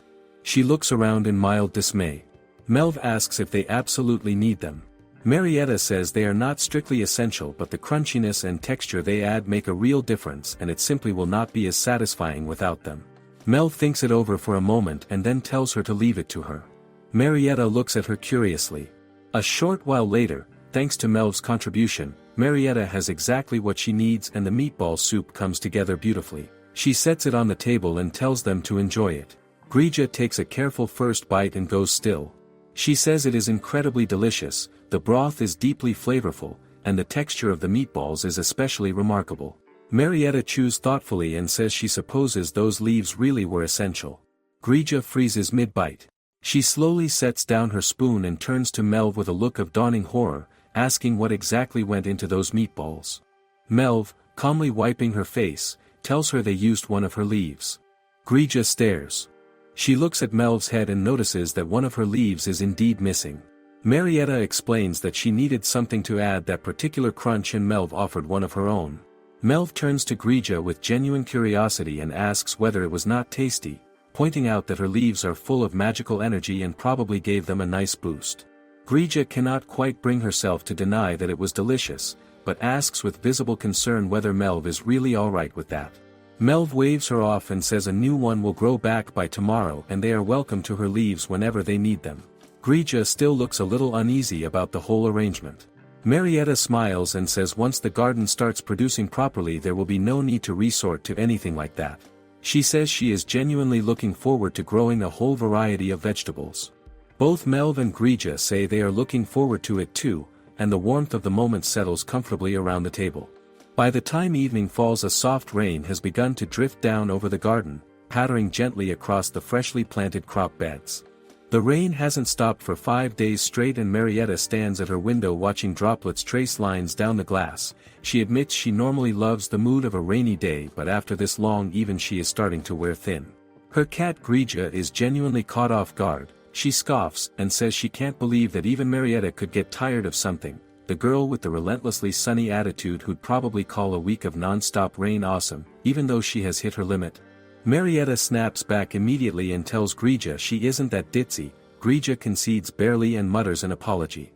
Marietta sighs, her gaze drifting downward. She mentions almost to herself that the field she planted with Melv has completely flooded by now. Grija tilts her head, says it sounds like it caused quite the commotion and that they must be deep in the rainy season. Marietta keeps looking outside and says 5 straight days of rain feels less like a blessing and more like a disaster. then something shifts in her expression and she realizes she hasn't seen him in a while either. She wonders aloud if he is okay and if anything has happened in the city. Grija glances up at her and supposes the city is probably dealing with its own heavy rainfall. Marietta blinks and asks, really?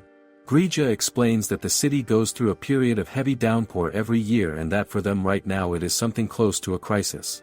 The words land hard and Marietta is on her feet before she even finishes processing it. She announces she is going to the city and Grija stares at her asking what and why would she go there.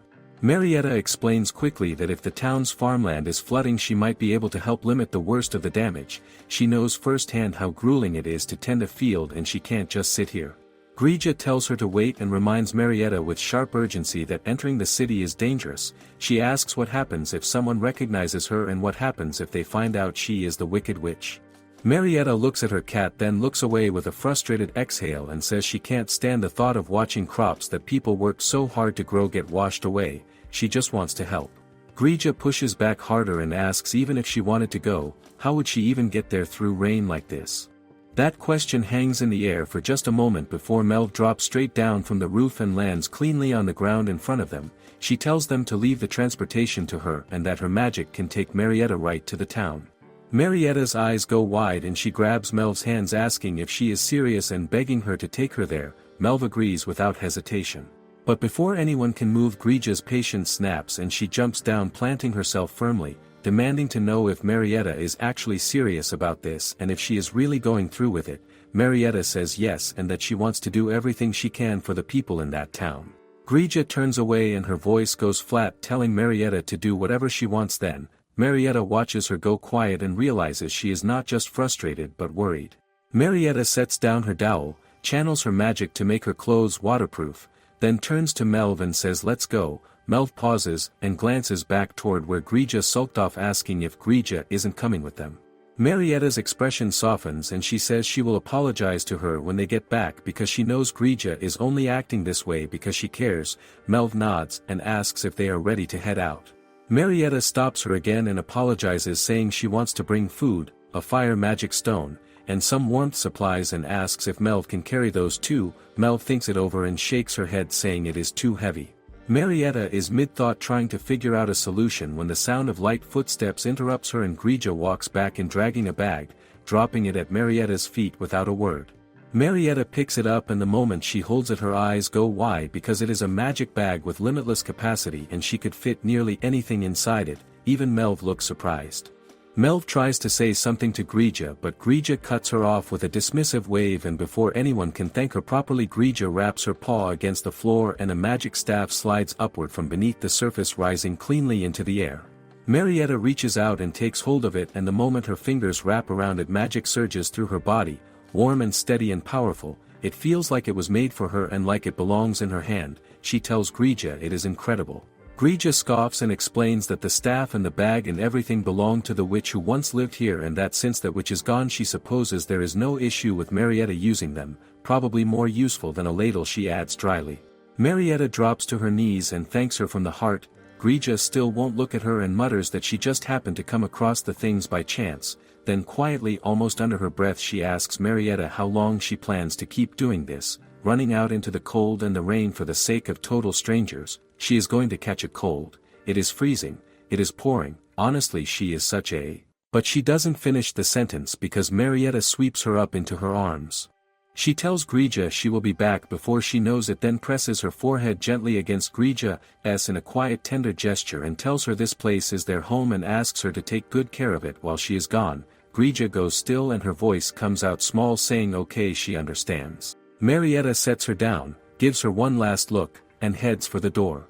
Grija watches her go with eyes full of something she won't say out loud and silently prays for Marietta's safety. The transportation magic works and Marietta arrives at the city. She moves carefully through a narrow alley taking in her surroundings and looks up at the sky feeling the full weight of the rain bearing down. It is even worse here than she expected. Melv's voice cuts through her thoughts telling her to look ahead and at the mouth of the alley a crowd has gathered. People are calling out asking for help, their voices frantic and overlapping. Marietta watches them and wonders what has happened and asks Melv to get closer.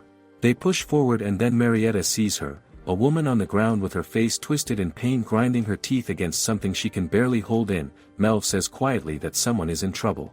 Marietta steps forward immediately and crouches down beside the woman asking if she is okay and if she can stand. The woman's voice trembles as she starts to thank her, but then her eyes focus and she looks at Marietta, really looks at her, and her face goes rigid with shock. She calls out the witch, and before Marietta can react, the woman snatches a fistful of mud from the ground and hurls it straight at Marietta's face, screaming that she is the accursed witch. Marietta staggers back stunned.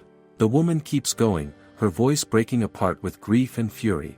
She demands to know if she is really the witch of the night fog forest and if this rain is her doing. Marietta steps toward her with hands raised, trying to tell her she is wrong, but the woman doesn't want to hear it. She screams that this is all Marietta's fault and that her husband went to check on the flooding river and the current swept him away. She points at Marietta like a blade, saying it is all because of her. Marietta freezes. Melv throws herself between them as the woman lunges forward, shouting at her to stop. The woman barely registers what she is looking at and grabs Melv and slams her into the ground, screaming at her to get away. Then she raises her hand high above Marietta's head, screaming to give her back her husband. Marietta covers her face and braces for the impact when a horse skids to a stop directly in front of them and a man's voice rings out sharp and commanding, telling her to stop and that it is enough. The crowd goes quiet. Marietta lowers her arms and looks up at the rider, and her eyes go wide because it is D. The woman on the ground freezes too, and when she looks up at him her whole tone shifts as she calls him my lord in a trembling voice, then immediately turns back toward Marietta, pointing and telling him that the cause of all this disaster is standing right there, the witch of the night fog forest, and demands that he apprehend her at once. The word which ripples through the crowd like a match dropped in dry grass, and people turn as murmurs ignite into shouts. They ask each other if she just said witch and if it is really her and why the witch would come here. They scream that the rain is her fault and that she is unforgivable and shout at D to arrest her and to capture her now. Marietta stands in the middle of it all, soaked to the bone and trembling. Her eyes find D through the rain and the noise, and somewhere in the crowd a voice cuts through louder than the rest, swearing they will never forgive that accursed witch, and D looks at her as rain pours down over both of them and neither one speaks. D stands frozen, unable to comprehend what is happening or what he is about to do, while on the other side of the chaos Marietta is equally stunned, her mind struggling to process everything at once. She cannot understand what the people are shouting, and the realization that D is the local lord hits her like a cold wave. She recalls Grija's words. Grija had mentioned he was in service to the Lord, but she never imagined he was the Lord himself. Marietta drops her gaze, turning the situation over in her mind, knowing she cannot afford to be arrested here. D's expression darkens as he listens to the crowd growing louder, and then he raises his voice and commands them to quiet down. He turns to face them and reminds them firmly that he has already explained this, that there is no trace of magic in the air and this is a completely natural disaster, that the witch has absolutely nothing to do with any of it, and he demands to know if they are truly saying they do not believe him. The people falter, their voices stumbling over each other, and before they can argue further he orders them to move away from the area because it is far too dangerous, telling them to evacuate immediately. The crowd hesitates, still murmuring that this must be the witch's doing, but the soldiers move in and begin urging people back, telling them to calm down and clear the area. D turns to one of his soldiers and orders him to deploy more troops to assist with the evacuation, and the soldier acknowledges the command and moves at once. Marietta stands among the noise and the rain, trembling, when D steps closer to her and asks if she is all right. She looks up at him and he extends his hand toward her. She takes it and thanks him quietly. He asks what she is doing here and she explains that she was worried the town's crop fields would be destroyed by the flooding and came wanting to do something to help. He tells her it has gone far beyond the fields, that the river is on the verge of overflowing completely and drowning the entire town, that several people have already been swept away by the current, and that the area is far too dangerous for her to remain in. She needs to leave at once. Marietta straightens and tells him that in that case she will stop flooding herself using her magic. He stares at her, confused, and she explains with calm certainty that she knows water manipulation magic and that Melv is with her as well. Before he can respond, Melv leaps out from behind Marietta and lands in front of him, and D recoils in shock, asking what on earth that creature is. Melv introduces herself proudly as the Great Spirit of the Forest, and Marietta glances at her with a slightly startled expression before turning back to D and explaining that she has apparently formed a pact with this Great Spirit. D stares at Melv in disbelief, saying he cannot believe it, that he always thought spirits like that only existed in fairy tales. Marietta tells him that is exactly why he should trust them to handle the flood and that he should focus on getting himself to safety as well. He tells her he will go with them and she immediately refuses, raising her voice and telling him absolutely not, that she does not even know for certain whether her plan will succeed and that it is far too dangerous, she has to go alone. He looks at her and says plainly that if she is not confident it will work, then she should not bother, because failure will only make things worse. Marietta snaps back that she is completely confident it will work, and he scoffs and tells her that settles it, he is coming with her. She grits her teeth, cornered, and reluctantly agrees. He tells her he will leave his men to manage the evacuation, and she looks at him and asks him to wait, mentioning that she brought food and warming supplies and asking if he could distribute them to the citizens. He looks genuinely stunned, telling her this is an enormous help because their supply lines had been cut off by the downpour. Marietta smiles quietly, relieved she thought to bring them, and after he gives the order his soldiers react with wide eyes at the sheer volume of goods pouring from the magic bag. Once everything is sorted he returns to her and thanks her for waiting, then tells her he will take her to the riverside now. She tells him to please lead the way and the two of them mount his horse together, riding hard through the rain. As they race forward he tells her that if the river floods over its banks the town will likely be submerged within minutes, that they have already lost at least 15 people to the current, and that if only he had sounded the alarm sooner this would not have come to this. Marietta reaches out and places her hand over his, telling him not to blame himself and that her spell will absolutely work. He tells her he trusts her. They arrive at the cliff overlooking the river and Marietta steps forward, staring down at the rushing water below, and her breath catches because there is far more water than she anticipated. She considers using an evaporation spell but immediately recognizes that the sheer volume makes it impossible without draining every last reserve of her magic, and that doing so would likely kill her. She begins to lose herself in the weight of that thought, turning over whether saving everyone might be worth it, when Dee's voice pulls her back. He asks if her bag is getting in the way and offers to hang it on the horse's saddle. The question catches her off guard for just a moment before something clicks in her mind and she cries out that is it, the bag. All she needs to do is put the river water inside it. Dee looks at her in confusion and she explains that the bag is enchanted to hold an enormous amount of material inside it, that she can use her magic to draw the water up and funnel it directly into the bag and stop the flood that way. He nods slowly, telling her he is not entirely sure it will be that straightforward but that they should try, and from behind them Melv shouts that she will help too.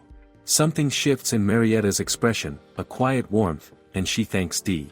He looks puzzled and tells her he has not done anything yet. She draws out her magic staff and turns to Melv, asking if she is ready, and Melv shouts back with full confidence that the bag is secured and she is ready. Marietta then tells Dee to watch over them, and just in case things get too dangerous she tells him to save himself and run. When no reply comes she turns to look at him and finds him silent, his expression unreadable, and after a long moment he tells her that if it gets too dangerous he will take her with him when he goes. She begins to tell him she will be fine but he cuts her off, telling her that is not good enough, that she should stop worrying about him and start casting. She stares at him, something unspoken passing between them, and then she turns toward the river. She moves into position, raises her staff toward the sky, and the water begins to churn and spiral upward through the air as she calls out to Melv. Melv shouts back that she is on it, and a massive surge of water erupts into the sky. But Marietta's jaw tightens because she can already feel it is not working well enough. The volume is too great and her skill is not sufficient to move this much water on her own. She pushes through and casts again, but her body is beginning to betray her, her hands shaking violently, the pain shooting up through her arms. She is about to lose her grip on the staff entirely when Dee steps in beside her and wraps his hands around it to steady hers. She whips her head toward him in shock, telling him to let go immediately because it is dangerous to interfere with a spell mid-cast. Then she catches sight of his arm and her voice breaks into a shout of alarm. He tells her firmly that he is fine and asks her to please focus on the spell, telling her he will support her until it is done. She steadies herself and presses forward, and slowly, steadily, the water begins pouring into the bag. Dee watches the river and announces that the current is draining, telling her it is all because of her. Then Marietta lets out a sharp cry of pain and he spins toward her asking what is wrong, and she gasps, realizing her magic is completely spent. Dee shouts at her to hold on and at that same moment Melv notices and plucks one of her leaves, tossing it toward Marietta and telling her to eat it. Marietta takes a bite without questioning it and her eyes widen with surprise as the pain dissolves and her strength rushes back, feeling as though the exhaustion never existed. She thanks Melv and Melv waves it off, then announces cheerfully that now that the flood water has been handled she might as well deal with the rain too. Dee looks at her in disbelief as Melv hops down to the ground and begins jumping and singing in a lilting, unfamiliar language. Both Dee and Marietta stare at her with their mouths open, Marietta wondering aloud if that is a spirit language, and as Melv's song continues the clouds above begin to part and thin threads of sunlight break through. Dee breathes out in quiet amazement saying the sun is coming out, and Marietta turns to Melv with shining eyes and tells her she is incredible. Melv thanks her warmly and explains that because Marietta dealt with the flood water she was able to redirect her energy into clearing the sky. Marietta laughs and looks over at Dee, and the two of them break into spontaneous applause for each other, laughing and marveling at what they just pulled off together while Dee watches them both with a steady, unreadable expression. Then he calls out to Marietta and tells her that she saved his people, that there are no words sufficient to thank her. She shakes her head and tells him not to mention it, and he calls her name again and tells her not to worry, that he will make sure the townspeople understand the rain had nothing to do with her. Marietta goes still, looking at him, and after a long quiet moment she simply says okay. With everything resolved, Marietta makes her way back home and throws open the door calling out to Grija that she is back.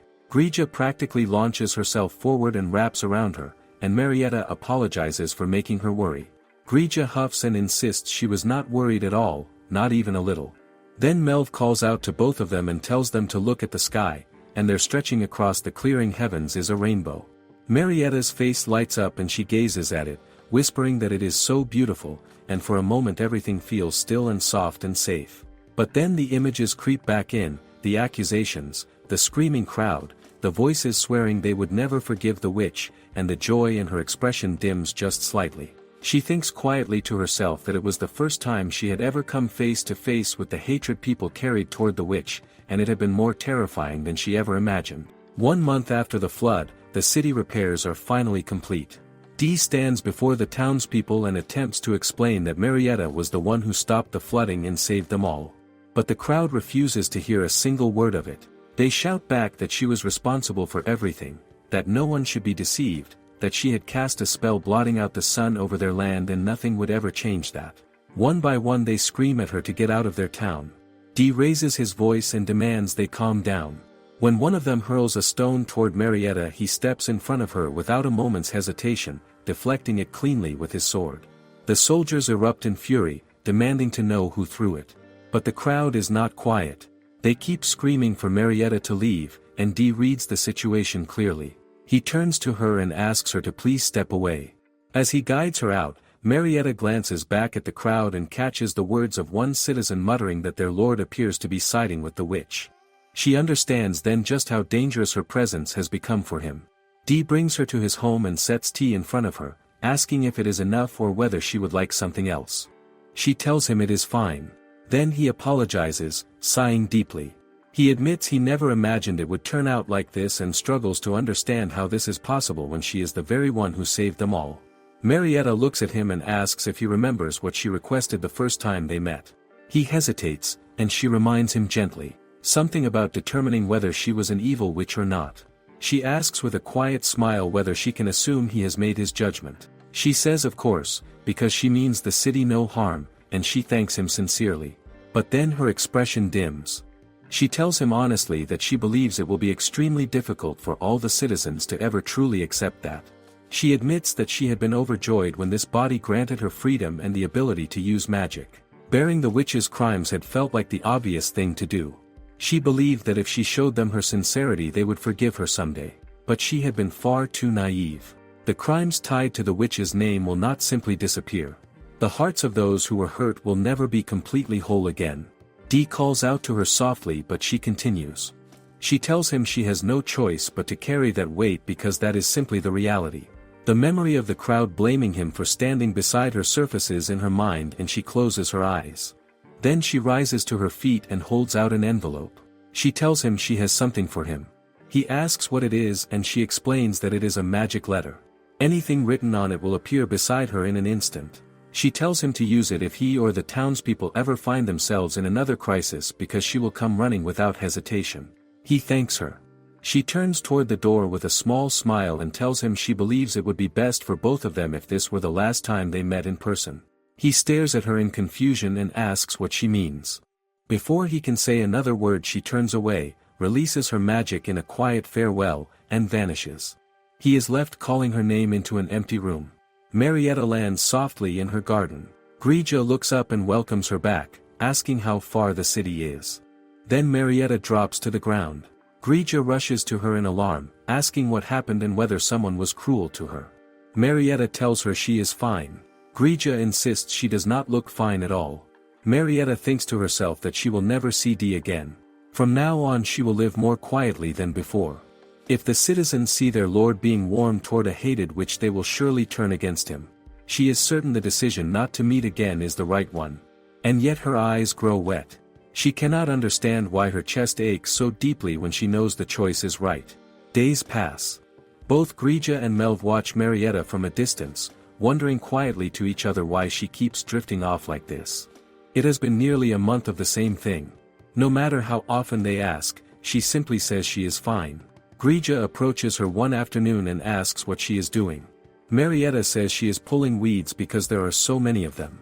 Grija points out that it would go much faster with magic. Marietta pauses and admits that after pushing her magic so close to its limits before, she has grown afraid.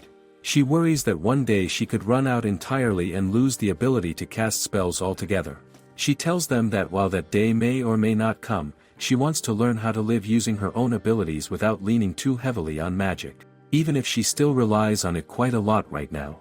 Grija goes quiet for a moment. Then she asks if that is why the eggs were so badly burned that morning. Melv chimes in and asks why the floor was completely soaked. Marietta grimaces and apologizes through gritted teeth, promising she will do better next time. Grija calls out to her warmly and tells her that as long as she finds some joy in her daily life they will take her however she is. They are with her regardless. Melv agrees without hesitation. Marietta looks at Grija with soft eyes, and Grija, catching herself, quickly adds that personally she does not need food for nourishment so she is unbothered. But burned food is genuinely bad for Marietta's health. Marietta stifles a smile and promises to be more careful. More days drift by. One afternoon while doing laundry Marietta nicks her finger and holds up her hand to look at it. The hands that had once healed are now covered in small cuts and scrapes. She makes a note to apply medicine later and wonders if all the washing has done this to them. She reflects that it has been over a month since that day. Since she left so abruptly. She wonders if Dee is angry with her.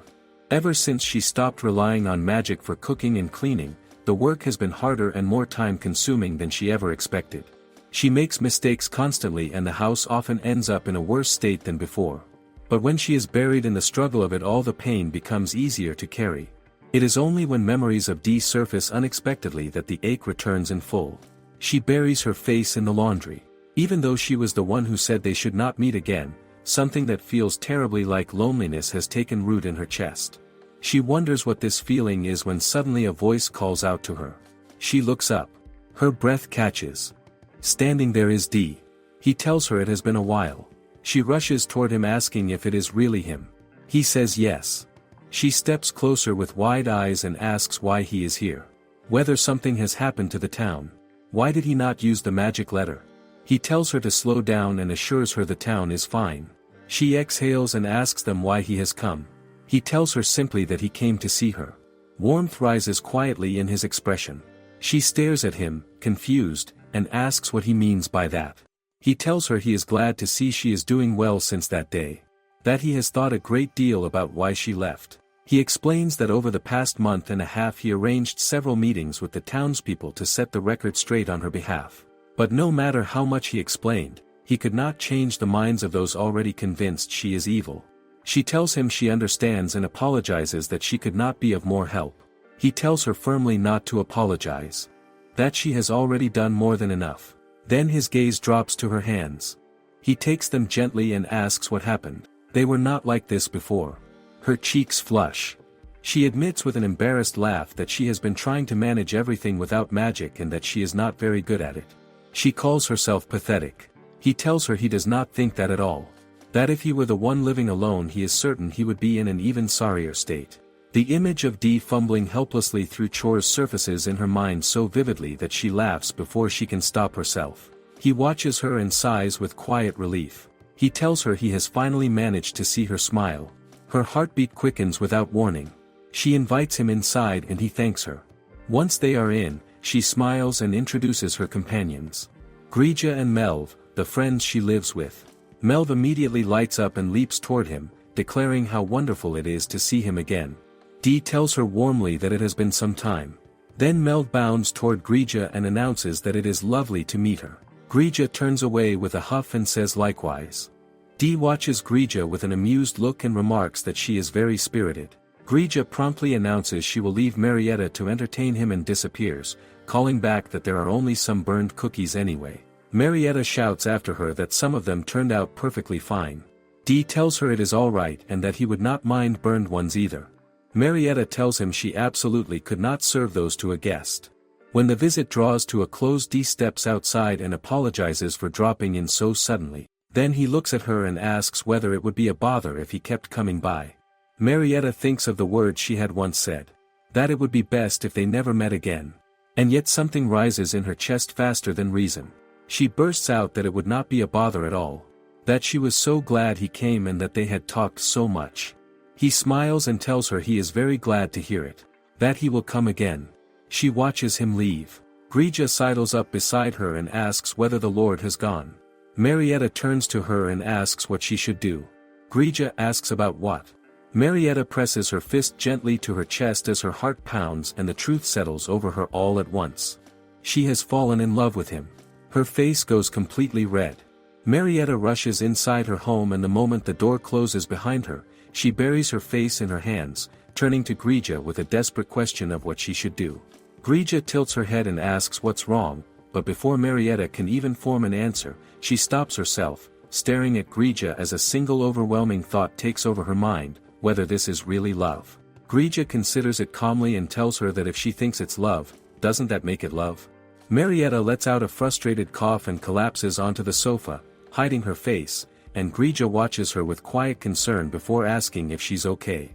She doesn't answer right away, instead thinking aloud, her heart races, her chest feels tight, sometimes it's joyful and other times it's painful, and she concludes with a trembling certainty that this must be love, because the magic textbook never said anything about this, and it's the very first time she has ever felt this way. Then another thought strikes her suddenly, what does Dee think of her? Grija coughs and answers plainly that he probably sees her as an enigmatic witch. Marietta blinks in confusion and asks what technique she means, and Grija raises an eyebrow, asking isn't she always hiding behind that hood of hers? Marietta glances down at the hood draped over her and realizes Grija is right, because whenever she's around other people she unconsciously pulls it up, a habit she must have inherited from the witch. She holds the fabric quietly, turning the thought over, and tells herself that if she intends to keep seeing Dee, hiding her face would be disrespectful, yet she reaches up to touch her hair and wonders softly whether it would really be okay to show her uncovered face, before finally, she removes the hood.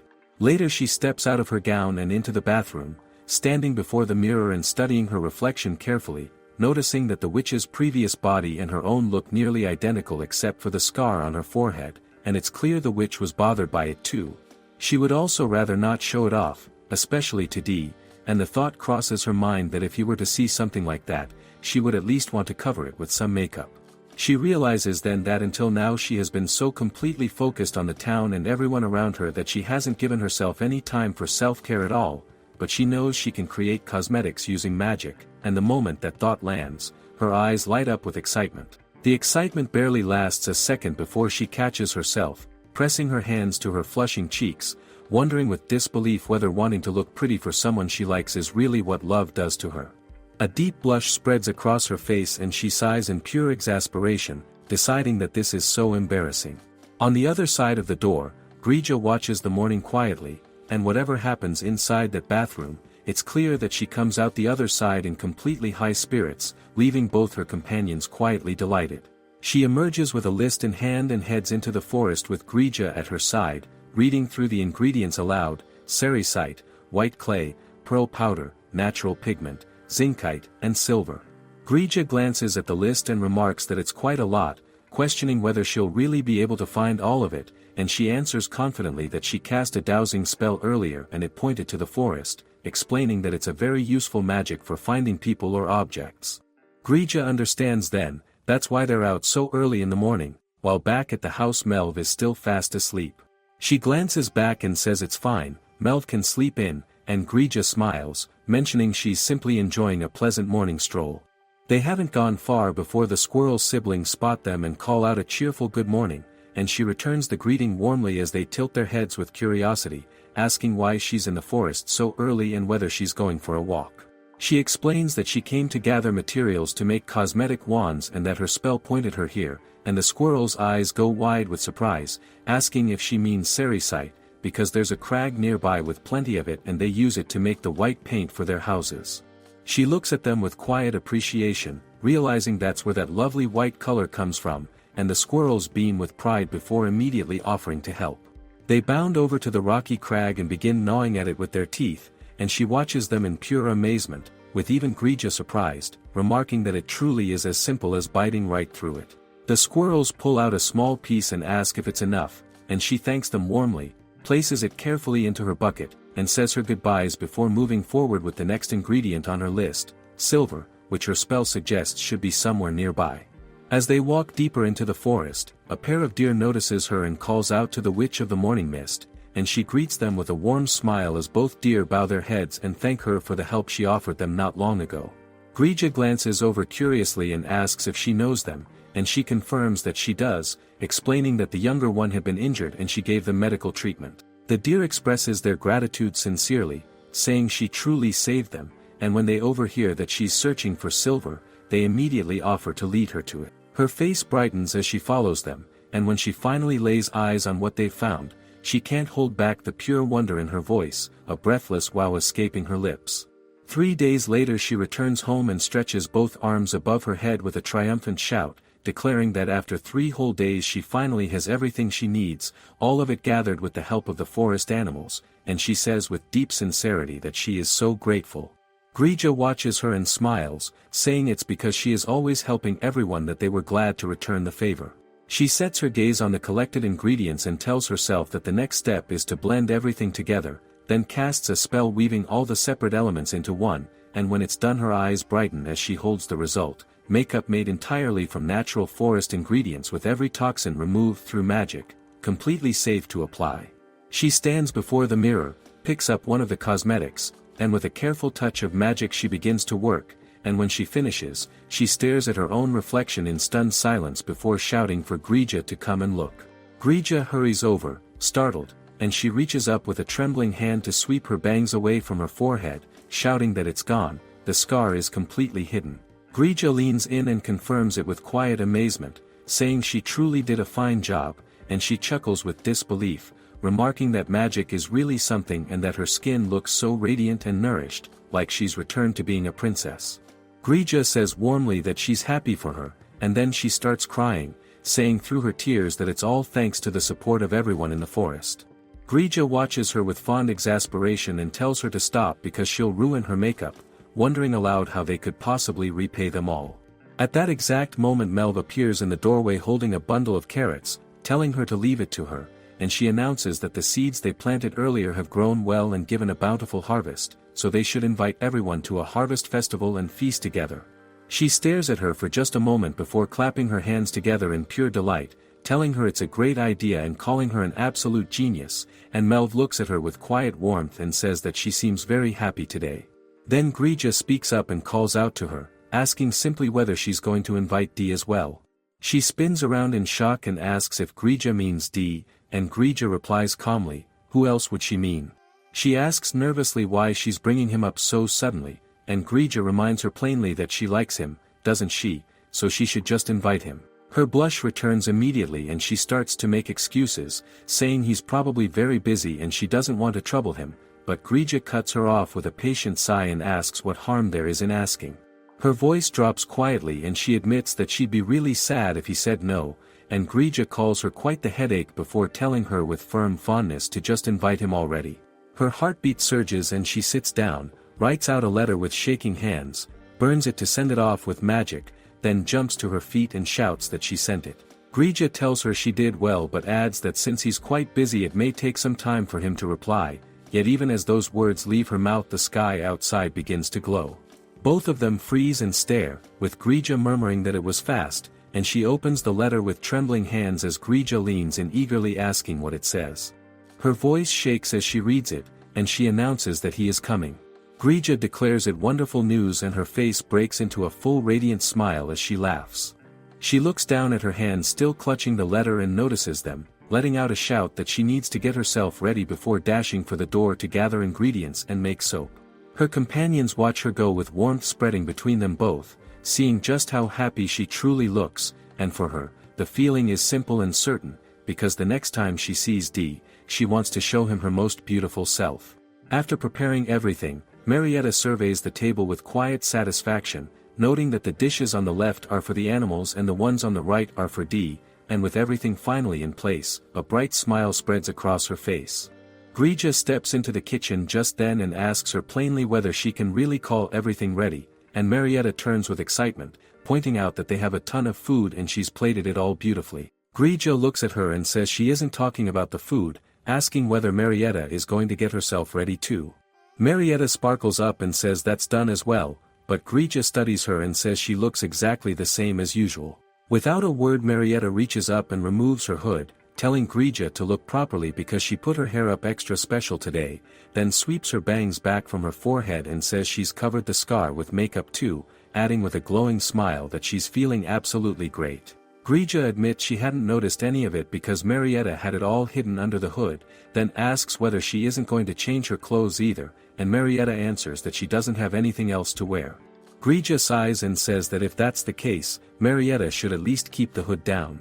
A sudden wave of embarrassment washes over Marietta and she admits quietly that showing D her face has somehow started to feel mortifying. Grija looks at her steadily and reminds her that she spent all night doing her makeup and hair for exactly this moment, and Marietta lets out a shout, saying she knows that, but she's never felt this way before and simply doesn't know what to do with herself. Grija pauses, then raises her voice and asks Marietta directly what kind of future she's actually imagining for herself with D, what she wants their relationship to be, and whether she truly thinks she'd be satisfied just meeting every so often for a chat and a drink.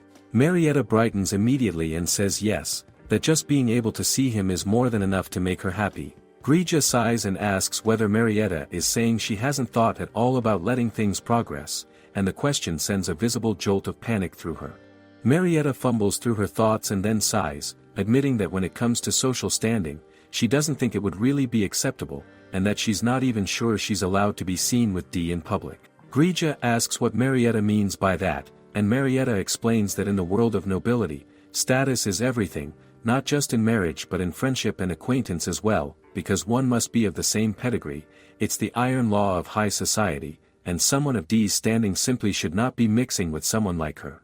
Grija counters by asking then why D has been coming to visit Marietta at all, and Marietta pauses, then reasons that she's heard there are nobles who enter into pacts with witches, since witches have access to certain magic that ordinary mages do not, spells to make someone fall in love, potions to regrow hair, things like that, so perhaps D simply wants a witch association he can call upon. Grija smirks and asks Marietta then, if D came and asked her to make a love potion for another woman, would she do it? Marietta pouts and admits that she thinks she probably could make it, but that it gives her a very complicated feeling inside. Grija tells her she's glad Marietta is being honest about that. Marietta sighs and wonders aloud that if she wanted any kind of real relationship with D, perhaps the most she could hope for was to be his mistress, but even as the thought forms she hides her face, quietly confessing that she would hate that. Grija moves closer and looks at Marietta directly, asking simply, then how about becoming his wife? Marietta shouts immediately that there's no way, that she couldn't stand being the reason D was ostracized from high society, then catches herself and sighs, saying that none of this matters anyway because she knows nothing about how D actually feels and all this speculation is dreadfully imprudent. Grija looks at her and asks quietly whether she means D's feelings for Marietta, pointing out that he surely would not go to such lengths to keep visiting someone he feels nothing for. Marietta's heartbeat quickens as she listens and she asks with wide eyes whether Grija really thinks so, and Grija answers without hesitation that there is no doubt, saying she would bet a full month's worth of feathered donations on it. Marietta looks at her and points out with fond exasperation that she's the one who would have to make that bet happen too. Just then Melv appears and tells Marietta that everyone has arrived, and Marietta sets her thoughts aside immediately, reminding herself that today is about the harvest festival and that her job is to make sure everyone has a good time before heading out to welcome her guests. On the other side of it all, Dee arrives at the house and stops in his tracks, visibly taken aback by the sheer number of animals gathered in one place. Marietta greets him with a radiant smile and Dee thanks her warmly for the invitation, saying he has never seen anything like this before. Marietta laughs and admits it surprised even her, and adds that on top of everything, though she was the one who invited everyone for a harvest festival, all the animals brought even more food of their own. Then Dee reaches into his coat and holds something out to Marietta, telling her it's for her. Marietta looks down and sees a pocket watch, and before she can speak Dee tells her she mentioned once that she didn't have a clock. Marietta stares at it in quiet disbelief that he remembered something so small, then traces the design with her eyes and says it looks important, clearly old but handled with such care that she can tell it's a very fine piece. Dee tells her he inherited it from his mother, that she always had it on her. The words hit Marietta like a wave and she looks up at him in shock, unable to believe he would offer her something so precious. Dee tells her gently that he hopes she can accept it, and that he believes his mother would have been happy for her to use it. Something quiet and warm moves through Marietta and she says his name softly before letting out a small chuckle and thanking him, promising that she will take the very best care of it. Marietta leads him to the table after that and presents him with a full course of forest vegetables, asking him to please eat up. Dee thanks her and takes a bite, and his expression shifts immediately as he says it's delicious, that they're far sweeter than regular vegetables. Marietta sits down and tells him she grew them herself, then adds hesitantly that she hopes he isn't disappointed there's no meat. Dee shakes his head and tells Marietta not at all, that this is more than enough for him, and then quietly admits that he doesn't much care for meat. Marietta looks at him in surprise and asks why, and Dee tells her that when he was a young boy he was taken on a hunting trip and ordered to butcher a rabbit he had caught himself, and after that he could never quite handle meat the same way, so now he mostly eats vegetables with only the occasional fish or small amount of meat as a supplement. Something about the answer catches in Marietta's chest, and then it hits her suddenly that she served him stew before, and she grips her hands together and asks him with barely concealed mortification what about that time. Dee tells Marietta not to worry, that it's mostly dishes with large amounts of red meat he can't manage, and Marietta exhales in relief before Dee adds almost as an afterthought that he simply swallowed the meat pieces in the stew without chewing. Marietta stares at him and Dee continues, saying that the way she had cut them into small pieces made it easy enough to eat. Marietta lets out a quiet breath and Dee looks at her and says that whatever she makes is always delicious, and that he is always looking forward to it. The words reach Marietta before she can prepare for them and she goes still, and then Dee speaks again, saying that he wants to know more about her, about what things Marietta likes and what things she doesn't. Marietta immediately apologizes, worried she overstepped, but Dee shakes his head and tells her not at all, that he's always wished he had someone to talk to about these things. Before either of them can continue, a strange commotion from the animals outside pulls their attention, and Dee suggests they move the conversation inside. Marietta brings him tea and Dee wraps his hands around the warm cup, and then he begins to speak. Dee tells Marietta that in truth he is his father's illegitimate son, but that his unusually dutiful father raised him and his elder brother without any distinction between them, and that was where the tragedy began. No matter what it was, Dee always seemed to do things better than his brother, and the whispers began that he would make a far more suitable heir, which his brother naturally found infuriating, even though Dee himself had no desire to inherit anything. His brother didn't believe him and began spreading vicious rumors about Dee's mother to isolate them both, taking full advantage of the fact that she, as a mistress, had no proper way to defend herself, and those with their own grievances eagerly joined in the assault. Still, Dee's mother and Dee chose to carry themselves with quiet dignity, living their lives without letting the rumors touch them, at least until the day she was killed. Marietta goes still and stares at him. Dee continues, his voice steady, saying that those who had his mother assassinated were part of his brother's faction, and that Dee himself was nearly killed many times after, with poison mixed into his food, a venomous snake placed in his room, things like that, and Marietta realizes with a jolt that the snake attack Dee once mentioned to her was among them, and it was all at his brother's command.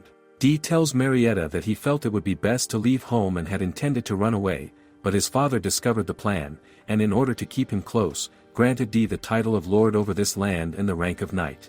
This is the land he inherited, a territory called Crystallizacy, part of the dominion of House Vok, and Dee tells Marietta quietly that his real name is Leon, and that Dee is simply a nickname from his childhood. Marietta looks at him in confusion and asks why he introduced himself as D when they first met.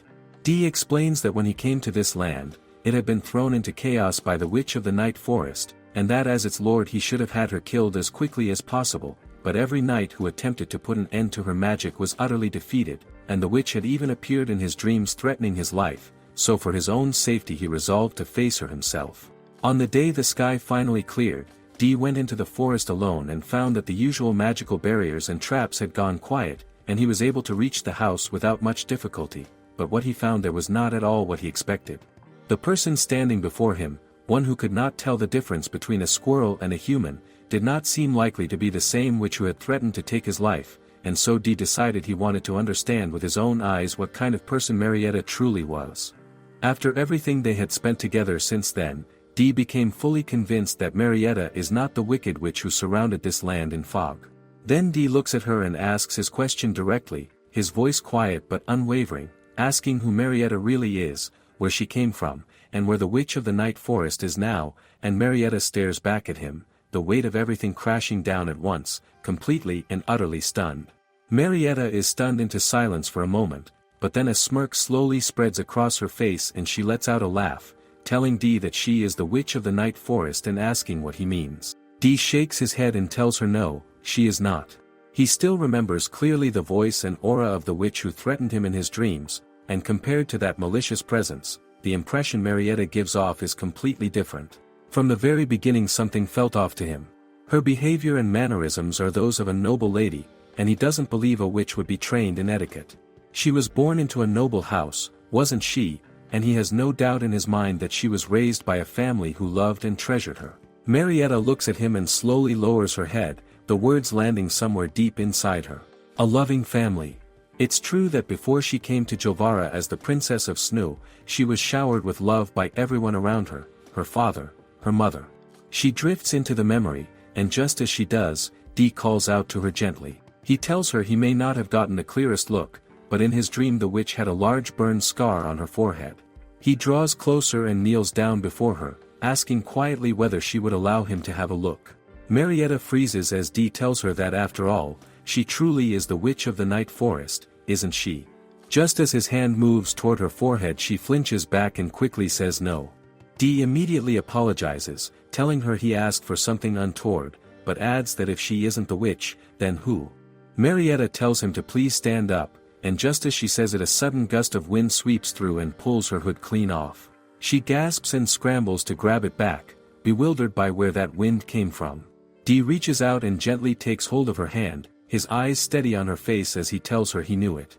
Marietta is not the Witch of the Night Forest, and he is so relieved. His gaze falls to her forehead and Marietta realizes what he's seeing, the scar she covered so carefully with makeup.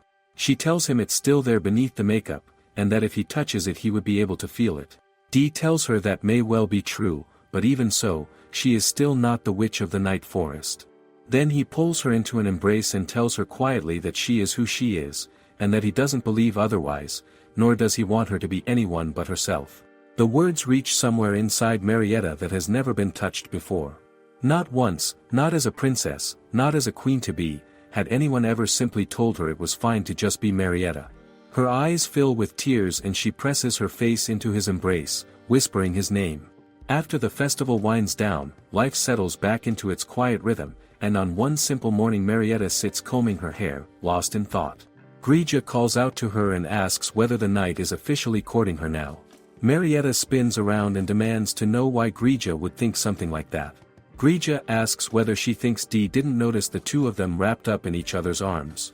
Marietta's expression darkens and she turns on Grija, asking with barely contained embarrassment whether she was spying on them. Grija admits without hesitation that unfortunately, yes, she was. Since the two of them kept moving about, she thought she would at least send a little wind through the window to help things along. Marietta stares at her and shouts, demanding to know whether that gust of wind was her doing. Grija tells her plainly that of course it was, because there is no way such a conveniently timed wind would appear for no reason on its own. This isn't a romance novel. Marietta goes quiet and mutters that it makes sense, but then her face softens into a reluctant blush as she adds that it was thanks to that wind that she was able to hear how D truly feels. Grija chuckles and confirms it with quiet satisfaction. Marietta sets her brush down and says plainly that she is not being courted by him. Grija asks why not, and Marietta explains that while he knows she isn't the witch, she still hasn't told him who she truly is. She is the queen of a kingdom that his own nation considers an enemy, and if he ever learned the truth, she can't say for certain how things would change. Grija listens and then says that even still, it seems clear that the knight is deeply taken with her. Marietta absorbs this and tells Grija that she believes Dee's feelings wouldn't change even knowing the truth, but the gap in their social standing is far too wide to simply overlook. They might not mind it themselves, but the people around them are another matter entirely, and if those people were unkind about it, the consequences would fall on Dee. She grips the fabric of her dress, admitting that even imagining it frightens her. She thinks of Dee's mother, a woman who followed her heart fully knowing she was not his father's legal wife, and as a result both she and Dee were isolated, and in the end she was killed for it. Marietta presses a hand to her heart and says quietly that perhaps it is fine for ordinary people to marry for love, but for someone of noble standing, the heart must be kept in check. Grija exhales and says that the lives of humans are quite complicated, then asks whether Marietta is planning to simply remain his friend. Marietta says yes, and a gentle smile crosses her face as she adds that just being able to have their hearts connected is enough to make her happy, and that so long as Dee has happiness in his future, that is enough for her. She stretches her arms above her head and announces that it's been quite a long day and she's exhausted, so she's heading into the bath. Grija tells her to enjoy it as the door closes, then sits quietly and wonders to herself what Marietta could possibly mean by having their hearts connected, before smiling softly and deciding she will think about it. 1 week after the harvest festival, Dee comes to visit and arrives with flowers in hand, holding them out to Marietta and telling her he brought these for her. Her face lights up and she tells him they're absolutely lovely, and Dee smiles and says he's glad she's pleased, adding that he believes this is actually his first time giving flowers to a woman. She thanks him warmly and tells him she truly loves them. Then Dee calls out to her with a slightly more serious tone, and Marietta looks at him curiously. He tells her he's been thinking it would be good to introduce her to his family, and asks whether that would work for her. Marietta blinks and tilts her head, asking whether someone needs a remedy or something of that sort, because if it's at his request she will do whatever she can to help. Dee lets out a frustrated sigh and covers his face with his hand. Marietta looks at him with concern and asks if he's alright, and then Dee reaches out and takes her hand firmly in his, telling her clearly that what he is saying is that he wants to introduce her to his family as his future wife. Marietta's breath stops. She stares at him and asks what. Her shout bursts out of her so suddenly that it startles every creature in the forest, and from somewhere nearby, Grija simply sighs and tells herself she knew it. Marietta pulls her hand back slightly and asks him with wide eyes whether he is truly asking her to be his future wife. Dee tells her yes, that he desires her hand in marriage. Her face flushes deeply and she lets out a flustered chuckle, saying this is the first time she is hearing anything like this. Dee apologizes for the abruptness, admitting that before even considering him as someone of the opposite sex, she seemed to think he was simply requesting a witch remedy, and that his feelings clearly won't reach her unless he says them plainly. He steps closer and tells her directly that he wants to marry her. Marietta still goes.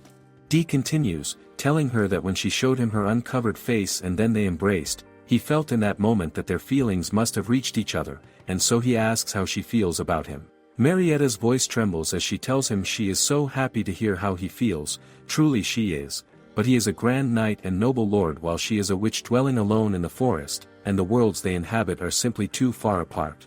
Dee cuts her off mid-sentence and asks her quietly how she actually feels about him herself. Marietta blinks and then lets out a small laugh, telling him she likes him as a friend. Dee stares at her and asks what. She laughs again and repeats it, as a friend. His expression darkens and without warning he takes her hand and pulls her closer, asking whether she gives her blessings to all her friends the way she does with him, whether she showers all of them with that radiant smile of hers. Marietta's heart slams against her chest as she realizes just how close he is. Dee asks whether she would allow just anyone to hold her the way he did, and Marietta shouts without thinking that she would hate it if anyone other than him did that she was only at ease because it was him and she would never allow anyone else. She catches herself the moment the words leave her mouth. Dee tells her calmly that in that case, it would be rather strange to call him just a friend. Marietta stands there flustered and speechless. Then Dee's expression softens slightly and he tells her that the family he mentioned wanting to introduce her to is actually his grandfather. Marietta looks at him in surprise and Dee explains that his grandfather is an incredibly dear person to him, someone who has done so much on his behalf, and that even now they still live together, so there is nothing he could wish for more than to have Marietta join them. Marietta looks at him and understands with complete clarity that he wants to marry her with his whole heart. She is happy, so deeply happy, but she slowly withdraws her hand and apologizes, telling him she is glad to hear how he feels but she cannot accept. Dee asks steadily whether it truly comes down to the difference in their social standing, adding that his grandfather is not the kind of man who would oppose their marriage simply because she is a witch. Marietta says that even so, there is still something else. Dee asks what it is, and Marietta flinches, realizing she cannot possibly tell him that she is actually the queen of an enemy kingdom. Dee lets out a quiet chuckle and shakes his head, muttering what a pity before covering his face with his hand and saying aloud that someone has fallen in love with him and is still turning him away. Marietta grits her teeth. Dee wonders aloud what he could possibly do to get her to accept him, and Marietta calls out his name. He turns toward her and she asks whether he has considered the hardship that would follow after marriage. Dee asks whether she thinks marrying him would cause her to suffer, and Marietta shakes her head and tells him no, that the one who would face hardship is him, that if they were to wed she is certain he would meet with criticism and attacks on all sides. Dee tells her plainly that he doesn't mind that at all, and Marietta raises her voice and says that she minds it for him. Dee looks at her and tells her quietly that isn't the real reason she's refusing, is it, and that he would like to know the truth, because surely there must be some unavoidable reason that would leave him no choice but to give up. Marietta looks at him and feels something inside her give way. He has no intention of backing down over empty words, and she wonders to herself whether she should tell him, whether knowing who she truly is would finally make him let go. But if she says it, they may never be able to meet again. In the worst case he might even have to leave her home entirely. And yet if she keeps hiding it, she calls his name softly. She tells him he may not believe her when she says this, but the truth is, she needs to say it, she has to tell him everything for the sake of his future. She grips the flowers tightly in her hands and realizes she is terrified. She doesn't know how he will react. She doesn't know what she will do if he comes to hate her. But before a single word can leave her lips, Dee raises his hand and gently presses a finger to her mouth, telling her that's enough. His proposal was never meant to back her into a corner or frighten her. He leans forward until his forehead rests against hers and murmurs that when it comes to her, he can never quite maintain his composure. Then he pulls back, straightens up, and steps away. Marietta calls out after him and Dee simply asks her to pat him on the head. She stares at him, confused, and then he holds out a bundle and tells her he brought more groceries, asking her to let him know if anything is missing. Marietta tells him he really didn't have to do that and thanks him quietly. Dee glances at her and she flinches under his gaze, and then he turns to leave, telling her he'll see her next time. The moment he's gone Marietta sinks to the ground with a long exhale. She wonders to herself that she couldn't say it. There's a small relief in that, but she also wonders whether it's alright to keep delaying things like this. He didn't just bring flour this time, he brought so much food, and it must have been a burden carrying all of it this far. And yet she refused him anyway. He looked so forlorn as he left. She asks herself quietly whether she was cruel to him. Melv watches her from nearby and Marietta turns and asks Grija whether she was cruel. Grija tells her she would say yes. Marietta sighs heavily and says there is simply a great deal on her mind, as they both know. Grija tells her more importantly, they should look at all the food he left, there's meat and bacon and even milk. 1 month later, deep in the forest, the squirrel siblings are in the middle of a heated argument and Marietta laughs softly and steps in to calm them down. As she mediates between them she reflects quietly that ever since that day, she has been filling her hours with tending her vegetables, helping settle disputes among the animals, and working on crafts, keeping herself busy from morning until the light fades. She hasn't seen Dee once since the proposal. She returns home later and sheds her gown, calling out to Grija that she's back. Grija looks at her and asks whether she has been pushing herself too hard lately. Marietta looks at Grija and asks what she means, and Grija taps the spot beside her. Marietta tilts her head and asks whether she wants her to sit down, and the moment she does she is suddenly struck by a wave of exhaustion so heavy she can barely move. Grija tells her to see, she has been running without rest since morning and has been like this every single day. Marietta asks in genuine surprise whether that's true, and then Melv swings down and holds out a leaf, telling Marietta she needs to take a proper break and offering her a bite. Marietta takes it and her eyes widen, saying it's delicious. Melv smiles and says she knows. Marietta sits with it and wonders aloud that it doesn't feel like she's been doing anything especially demanding, so she can't understand why she feels so completely drained. Grija sighs and tells her that since she clearly hasn't noticed on her own, she will say it plainly. Marietta has contracted lovesickness. Marietta's jaw drops and she asks what Grija means. Grija explains that Marietta has been yearning and longing to see the night but cannot, and so she has been filling every waking hour with activity just to distract herself from that ache. Marietta shouts that it isn't true at all, that's not it, but then she hides her face in her hands and admits quietly that it probably is. Grija asks why she doesn't simply pay him a visit herself. Marietta looks up in surprise and asks whether she means going into town. Grija says exactly that. Marietta immediately shakes her head, saying it frightens her, that the townspeople would surely speak ill of Dee for maintaining a relationship with a witch. Grija sighs and says that if she's going to let that sort of thing hold her back, then there is nothing to be done. Marietta nods firmly and says yes, she is fine, she is satisfied with how her life is going. Grija looks at her and asks quietly whether she is really sure, and whether she truly believes it would be fine if she could never see the night again. The question lands hard and Marietta's hands clench at her sides.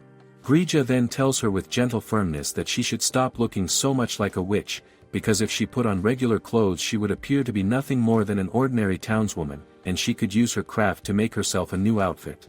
Marietta blinks, and something shifts in her expression. Following Grija's guidance, she sets to work and produces a cloak, holding it up and marveling that she actually made proper clothes.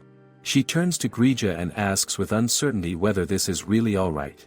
Grija tells her it would be best to keep her hair up and go meet him, pointing out that it is currently the annual carnival season and she would be able to blend easily into the crowd if needed. Marietta looks at her in surprise and Grija explains she heard about it from the other forest fairies, that it's a festival the humans hold each year. Marietta thinks on it and realizes that the reason she hasn't heard from Dee lately is probably because he has been occupied with preparations for the carnival. Grija tells her to stop dawdling and get changed. Marietta takes a quiet breath and tells herself that even if they can't speak, even if they only pass each other in the crowd, just seeing him should be enough to settle this feeling inside her. Her expression firms with quiet resolve and she announces that she has decided she is going to meet him. Grija and Melv both brighten at her words, their happiness unmistakable. Marietta finishes getting ready and steps out wearing her new dress, turning toward her friends, with a bright and eager smile. She asks them how she looks and whether anything seems strange about it. The little creatures light up immediately, assuring her warmly that she looks absolutely wonderful. Even Grija is visibly pleased, and Marietta thanks them all with a grateful smile. She glances down at herself, smoothing the fabric and mentioning with quiet relief that she is glad the hem is not getting in the way.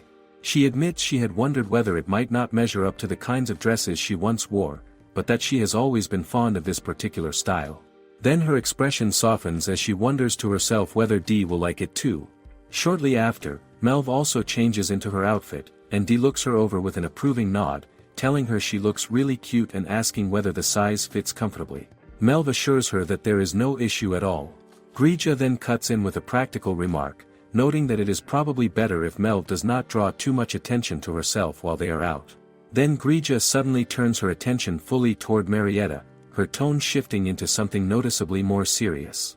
She tells Marietta to please be especially careful once they are inside the city. Marietta meets her gaze, and Grija presses on firmly. She tells her it is absolutely no good to follow strangers, no matter what the reason. Marietta lets out a small chuckle and tells her she is already well aware of that. But Grija is not finished. She adds that even if someone claims to be a friend from that night, Marietta must not believe them under any circumstances. Marietta tells her of course she would not. Grija then turns briefly toward a nearby tree, muttering under her breath that she is trusting Marietta to her care. Marietta pouts at Grija fondly, telling her she really does worry far too much. Grija admits with a low grumble that because Marietta is a sheltered princess, it feels as though she could be abducted far too easily, and that thought genuinely frightens her. Marietta smiles softly and promises Grija that she will not trust any strangers, that she will do her best not to get lost, and that she absolutely will not eat anything that has fallen on the floor. She asks Grija with a small grin whether she will be alright if she promises her all of that. Grija lets out a long sigh and tells her she is still worried regardless, then asks Marietta to hold out her hand. Marietta blinks, confused, and asks what for. Before she can say anything further, Grija spits gently into her open palm. Marietta flinches in surprise but then stares down at her hand with wide eyes, asking Grija softly whether this is a blessing. Grija confirms that it is, noting that it is quite rare to be on the receiving end of a fairy's blessing. Marietta thanks her sincerely. Then Grija moves on without missing a beat, asking Marietta directly whether she has a wallet with her. Marietta looks confused. Grija explains plainly that she will need money in order to purchase things from the shops in town. Marietta blinks and replies that of course she understands that, but the truth is she simply does not have any money. Grija sighs heavily, saying that comes as no surprise at all.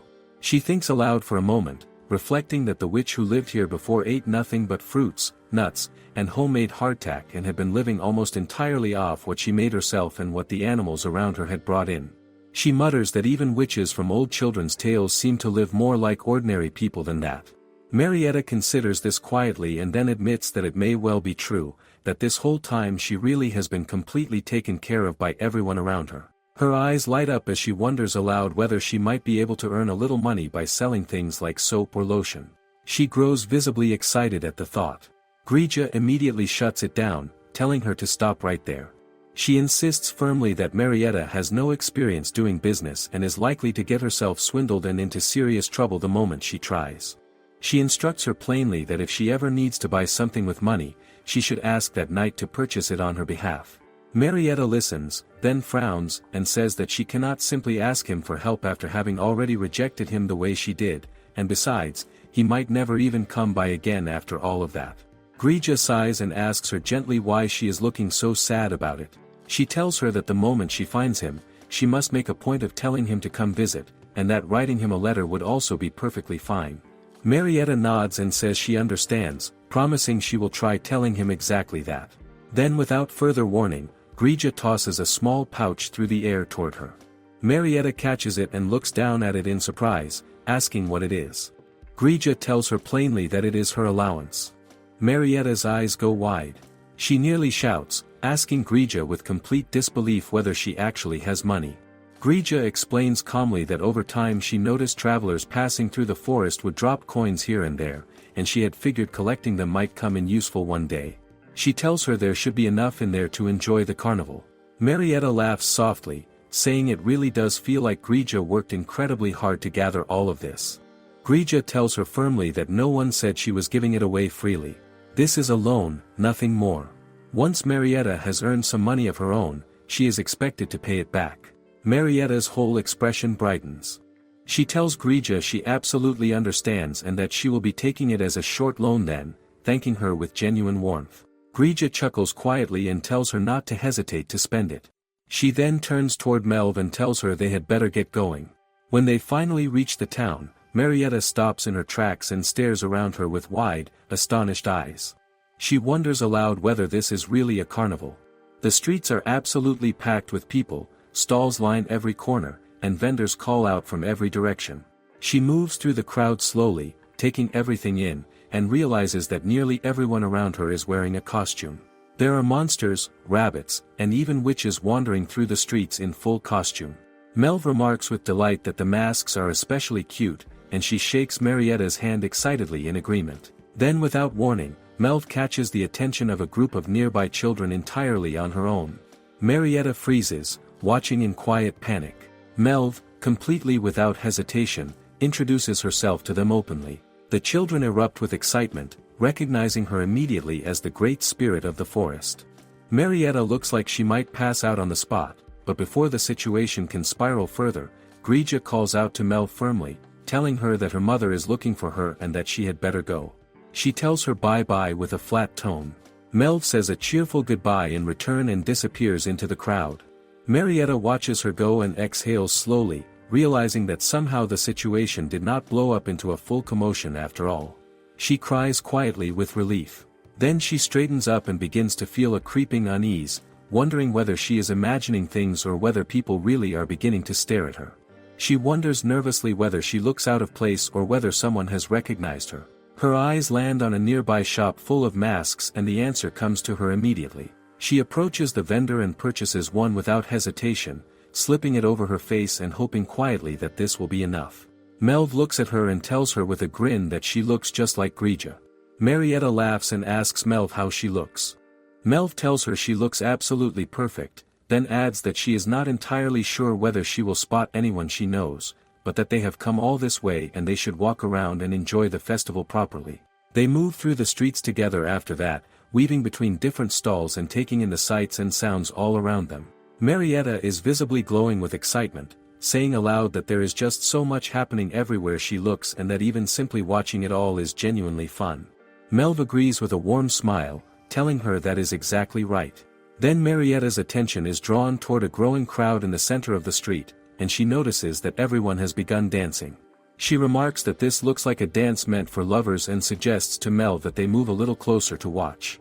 As they draw near, Marietta notices a young man approaching a woman and asking her to dance with him.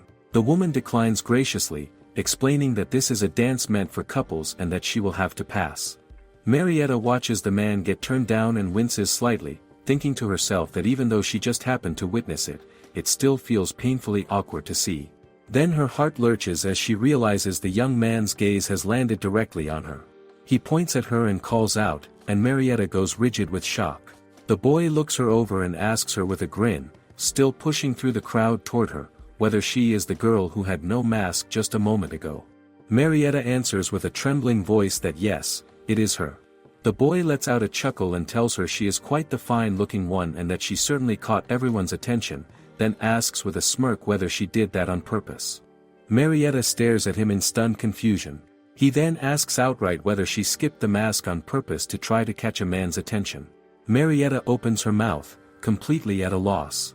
Before she can speak, he casually drapes an arm over her shoulder and announces that they are going on a date together. Marietta flinches hard and pulls back, telling him in a shaking voice that she was absolutely not trying to do anything like that. The boy just laughs and tells her it is a bit late to be playing coy now. Marietta raises her voice and tells him firmly and clearly that no, this is not what she wants. Then Melv launches herself at the boy's shoulder, shouting at him to stop immediately and to let Marietta go. The boy reels in confusion and then shoves Melv away roughly, telling her to get lost. Marietta watches in horror and cries out Melv's name. Then the boy suddenly freezes as a hand grabs him firmly from behind. A figure yanks the boy backward and slams him hard to the ground without a word. The boy coughs and demands to know who on earth that was, but the moment he looks up at the face above him, his expression collapses. He scrambles away without another word. Marietta looks up at the figure standing over them and her eyes go wide. It is D. The surrounding crowd murmurs among themselves, wondering if a fight just broke out and asking what happened. Marietta snaps out of it and panics, realizing people are beginning to gather around them. She spins quickly toward Melv and asks if she is alright, but before she can say anything further, D grabs her hand firmly and tells her to follow him. He pulls her through the crowd and away from the scene entirely, only stopping once they have reached a quieter stretch well off the main street. He pauses and says that this should be far enough out of the way. He releases her hand and turns back to her, apologizing for dragging her out here without warning, explaining that he simply could not think of anywhere quieter to go. Marietta looks up at him. He then asks Melv directly whether she is alright, and Melv assures him that she is fine. Marietta thanks D sincerely, then asks him with genuine curiosity how he even knew it was her. He tells her that he heard an unusual voice nearby and that he had been certain he recognized it from somewhere before. It sounded very much like the voice of the Grija fairy who lives with her. Marietta's eyes go wide with surprise. She wonders silently whether it could have been Grija's blessing working through her. D tells her quietly that he believes Grija must have guided him there. Marietta thanks Grija silently in her heart. D then tells her he is surprised she came today, though he admits he had actually been thinking about inviting her to the carnival festival himself. Marietta looks at him with wide eyes. He explains further that he had been worried something serious might happen to her in such a large and crowded place, and that in the end he missed the chance to reach out and invite her. He apologizes quietly, saying he is sorry for not doing so sooner. Marietta quickly shakes her head and apologizes in return, telling him she truly did not mean to bother him or create any kind of disruption. D tells her plainly that he knows that, and that the man who grabbed her was forcing himself on her. None of what happened was her fault, and he is just relieved that she is safe. Marietta looks at him, and something quietly settles over her. Even though he had been thinking about her well-being all this time, she came out to the city on her own and still managed to cause a scene. She tells herself she must not be any more of a burden to him. She turns and tells him that she has enjoyed herself and has even gotten to see him today, so she will go ahead and head home now. She calls Melv to come along. Melv begins to question whether that is really so sudden, but before she can finish, Dee stops her. Marietta turns back and looks at him. He tells her quietly that she came all the way to the city to see him, did she not?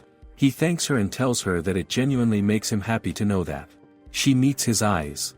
Then he glances down at her dress and tells her simply that she looks lovely in it. She thanks him softly. She thinks to herself that when the other man complimented her earlier, all she felt was revulsion and unease, but this is entirely different. When Dee says it, something warm and full blooms inside her chest. She opens her mouth and calls out to him, ready to say something, but before she can speak, Dee tells her that over this past month he has been looking into who she is. Marietta goes completely still. Her eyes go wide as he continues, telling her that she is not a citizen of this country, is she? The color drains from her face.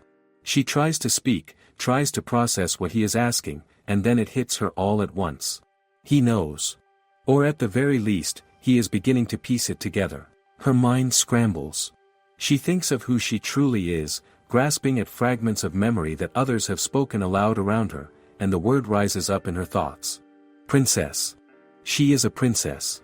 Then without warning, voices erupt inside her head, cruel and overlapping and deafening. They scream that she should be killed. They tell her it is all her fault. Her eyes fly open wide and a sharp, blinding pain tears through her skull. She cries out and buckles under the force of it, falling to her knees with a shout. The pressure builds and builds until the world around her tilts completely. She slams down hard to the ground unconscious. Dee shouts her name in alarm, his voice tight with fear. 18 years ago, in the snow country of Snow, a pair of twins were born into the royal family.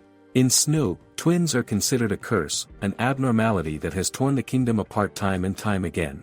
Throughout history, the birth of twin royal princes has ignited devastating civil wars, each one leaving behind a trail of bloodshed and grief.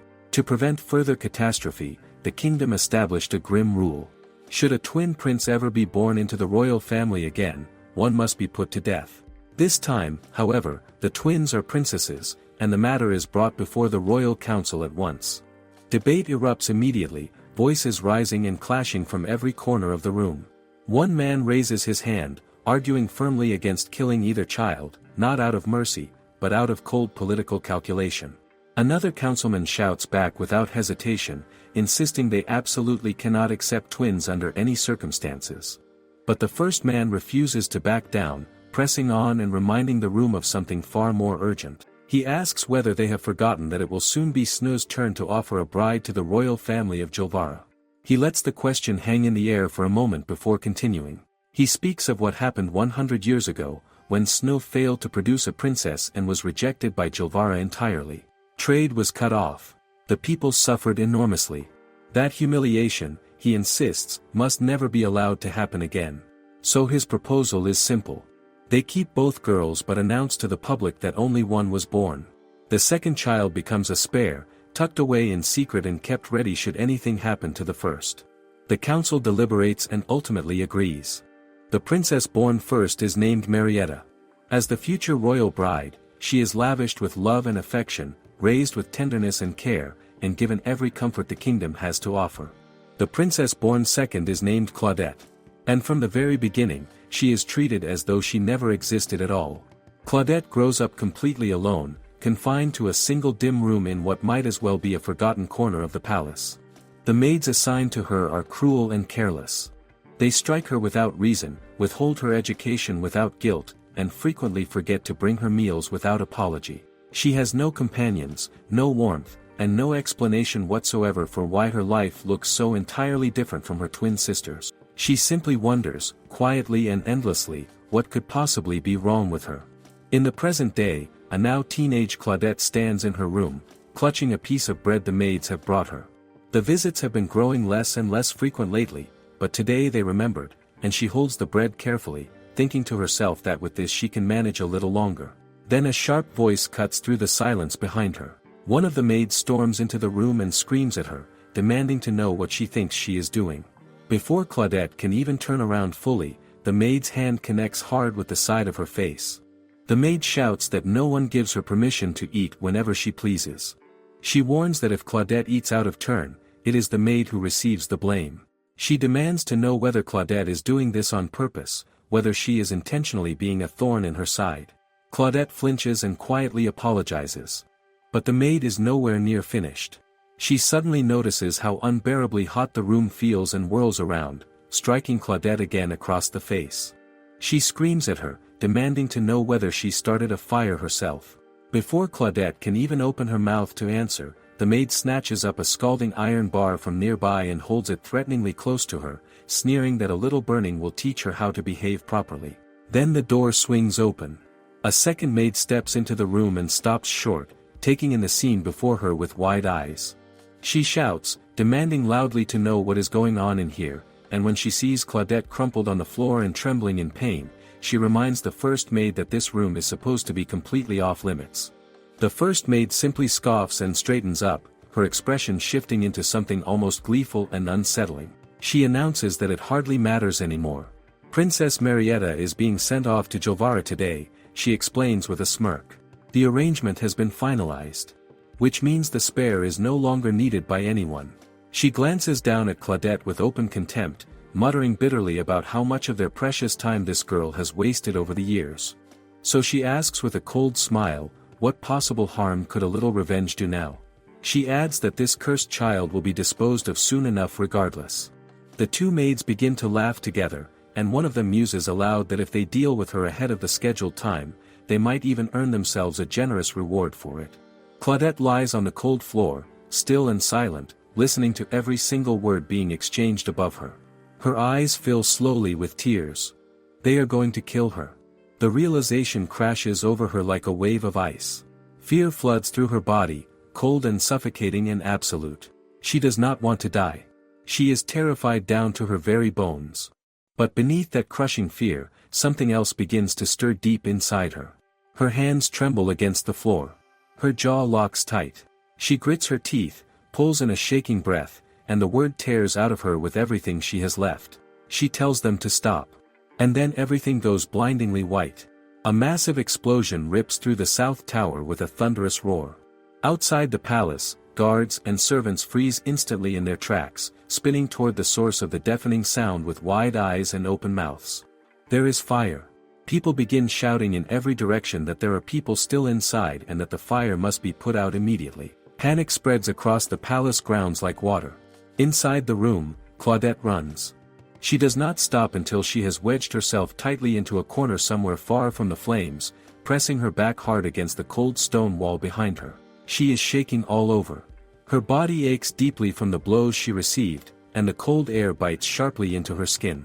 She stares down at her own trembling hands and wonders with quiet disbelief whether she did that. She does not understand what just happened. She does not understand any of it. But as she slowly looks upward, she notices something she has never truly seen before. She can see the sky. Open, wide, boundless sky, stretching out above her like something from a world she was never allowed to belong to. Then she hears it, soft and distant and unexpected. Someone, somewhere nearby, is singing. A piece of paper drifts down gently and lands near her feet, followed by another. She reaches out with a trembling hand and picks one up, turning it over slowly to see what it is. It is Marietta. A portrait bearing her twin sister's face looks back at her, radiant and bright and untouched by any of the suffering Claudette has ever known. Claudette's eyes sting immediately. Her expression crumbles all at once. She stares at that face, the face that mirrors her very own, and feels something shatter painfully deep inside her chest. She cannot understand why Marietta is the one who gets to look so happy. Her hand slams down hard against the floor. And then footsteps approach. Someone steps out from the shadows nearby and looks directly at her. Claudette's vision blurs at the edges. The world tilts and spins. And she collapses to the ground, completely unconscious. And that concludes today's video. If you want another part, please leave a comment below. Thank you God for another day, and I hope everyone has a great day.